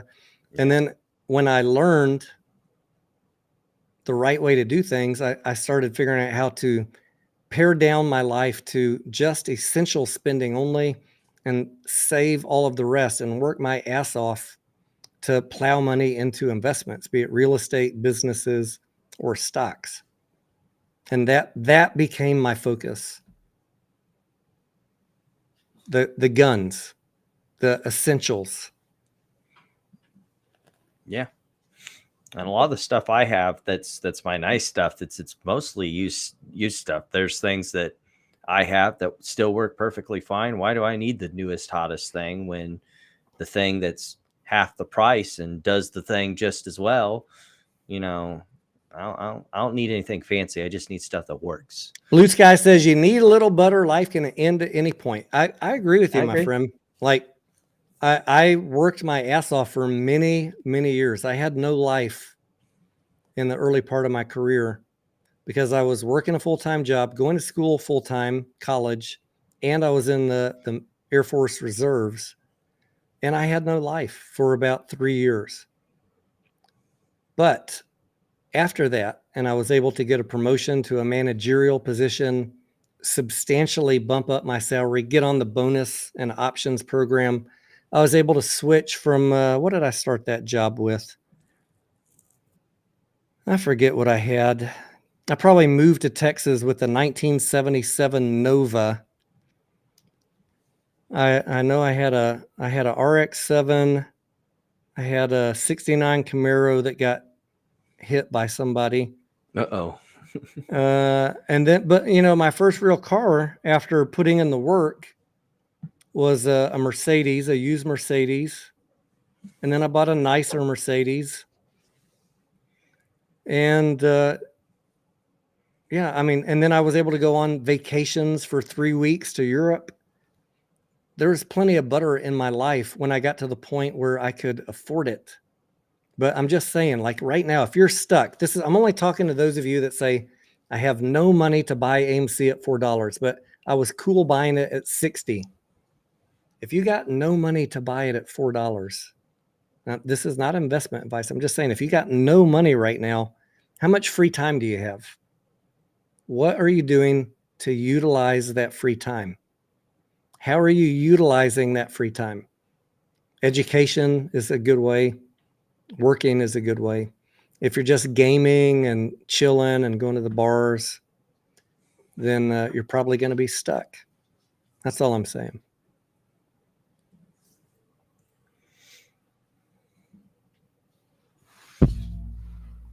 And then later, when you put in the work, there's plenty of time for butter. Heck yeah. All right. It is 12:03. We crossed over the 4-hour mark. Thank you, guys. Thank you, Corax. No problem. Hopefully, you know, I would like to do more live streams. Don't think that I've gone anywhere. I'm still in Discord. I was in Discord at least in the voice chat 8 hours today. Not one person came in and asked a question. But I'm always here. You can come in the Discord. You can DM me on Twitter. You can message me on Twitter. You can comment on the videos. I'm up every morning at 5 or 6 a.m., usually 5, and watching the markets till 7 p.m. And then I'm doing more work until I go to sleep, unless my wife insists that I stop. So I'm always here. And my intention, as always, is to give you guys the best fact-based info that I can. I'm not a conspiracy theorist. I know those people hate me. That's fine. It's just a difference of opinion. Corax, they hate you because you call them out on it, which is another way to go at it, which, someone needs to do that. So I appreciate you for that. Yeah, no problem. And I appreciate you for being a level-headed investor and for knowing bonds. Maybe one day you can teach me something that I don't know about bonds. You and May. Yeah. I'm still learning. Don't get me wrong, but you gotta start somewhere. I saw a comment on one of your videos that said, "I don't like what you're saying, Corax. I'm out." What was he on about? I can't remember, but I know what comment you're talking about, and it's like, okay. Corax's channel, guys, just so you're aware, he's not a big fan of pumper channels.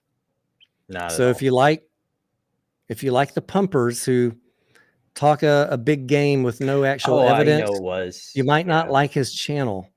I think it was on the Thomas James video. Yes, it was. And he was talking about if you can't say, it was basically along the lines of, you can't say anything nice about these people, I'm out. I'm like, look, if they didn't spend all day, every day lying to people, I wouldn't have anything to give them shit about. I share some of your feelings about Thomas James. Like, he's a ridiculous pumper. But early on, Corax, like in 2021, I tried calling him out. And I tried even engaging with him personally. Didn't make a damn bit of difference. So, I just learned early on, for the most part, calling these people out or trying to get them to change is never going to happen. I'm not so worried about getting them to change. It's just blocking them from getting more suckers. The best we can do is just share the facts as we know them. If they're being totally incorrect about the facts, just share our opinion of the facts and back it up with evidence. And I think you do a good job of that. And these pumpers never provide any actual evidence for anything they say. And I wish people would wake up to that. That's why I ruthlessly cite all of my videos, because it's like, here's where I'm getting all of it from. And if you disagree with it, well, then, if I'm wrong, I'm wrong. But this is the way I see it. Yep. Dan is in the UK and he says, Thomas fucking James and British the scum. What time is it there, Dan? 6 a.m. where you're at? Yep. Dan's in the UK and he doesn't even like Thomas James. I'm sure Thomas James is a fine person in person. I'm sure he's a wonderful gentleman, but I just wish that he would take this time. He clearly has an auditing financial background. I wish he'd use that to educate people as opposed to being a scumbag. He edges way too often into the fantasy side of the due diligence spectrum. I was going to do my Thomas James impression, but look, if you're watching someone who's just reading Reddit posts, you're probably not getting good info. Yeah. That's all I'm going to say. Yeah. Thomas, I love you, but you do better, bro. And get some contacts or glasses or something if you're going to squint into the camera the whole time. Let's make some money. All right, guys. Hat tip to you all. Thank you for watching. We will see you on the next one. Hopefully some more live streams coming up soon. May and I want to talk to you about SoFi.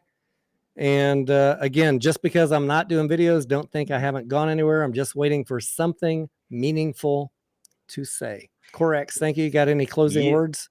End of the month, some of these lawsuits are going to start popping off with the things that need to be closed by the end of the month. Give us a quick rundown. All the lawsuits. We got Al. We got the Texan versus Adam Aaron. What else we got? Mullen? Yeah, we got the Mullen ones that I haven't really heard anything on. I need to check up on. There's the Clear Streets one, which is the West Christian one, and then you have the Gem one, which is Mark Bazile. I don't know if those have anything pending. I think they're still waiting for a response back. Mark is doing a lot of saber rattling, like he's about to unleash the tiger. Oh yeah, I'm sure Midwit Mark is going to have a lot he's going to do. And then there's end of the month, this next week, the hearing in the discovery with some of the drama shenanigans going on with Silex, not Silex, with Sorrento Therapeutics, which will be interesting because we'll get maybe to see if there was ulterior shenanigans that was going on, or at least the beginnings of the inklings of the possibility. So it's going to be a busy end of the month. All right. Well, I look forward to that, and maybe we can come back on and go over some legal updates, because I am not following all that stuff that closely. Yep. Because they mostly don't directly affect my investment. Mm-hmm, Although the ones that are, ancillarily, I'm using that word again, and I need to see if that's a word in the dictionary. The ones that are tied into AMC, I have a macabre interest in, like yes. the owl thing. And then the Basile cases, because it involves naked shorting and predatory lenders. Of course, as a retail investor, I want to keep up with those, but I don't have the time to follow it to the depth that you do. So I look forward to hearing some of your updates. Maybe we can have you back on. You can catch all of our audience up to date. Tell them again your Twitter and your YouTube channel if they want to tune in. Bang Bang, YouTube, a noisy chorus. Bang Bang, Twitter is Sunny Corax. All right. Thank you, my friend. And by the way, he does not own any AMC stock. Yeah, I just want to make that neither clear. one of us are paid by AMC, Adam Aaron, or anybody to my knowledge. My wife said, I wish you were paid by somebody. Does anyone pay you for anything? Are you paid bullish or bearish? No, not at all. Just another conspiracy theory. You guys calm the fuck down. However, Doug, if you want to, give me a call. I love the one Randall Cornett. Randall Cornett answered one of the conspiracy theorists. He's like, I can assure you I'm not paid by anybody. And you know what the answer was from the conspiracy theorist? Thank you for responding. I don't believe you. I was like, wow, Randall, why did you even respond? Like, this is, you should have known that was going to be the answer, because these guys are lunatics. And then he said, and even if I do believe you, maybe they didn't pay you yet, but they promised you something, didn't they? Like, you can't fucking win with these flat earth conspiracy theorists, guys. This is, the people putting out all the hate on us that still believe in a company, the potential, that like movies, maybe have a different opinion than them. We're all just individual retail investors like you with different opinions. And I wish that people could stop being dickheads to each other and realize that you have a different opinion. Okay. But just because someone disagrees with you doesn't mean they're being paid. And that goes for both sides of the aisle. Stop calling those people that on the no voter side, stop calling them all paid. They overpaid for the stock. They got wiped out and they're angry. Understand where they're coming from. They're not paid. They're angry. And maybe you made a wiser choice than them and you're not angry. You're cool where you're at. That doesn't mean you're paid either. Nobody's fucking paid. Let's just all learn together and move on to the next play. All right. Peace out, guys. We will see you on the next one. Let me find the outro. Here we go.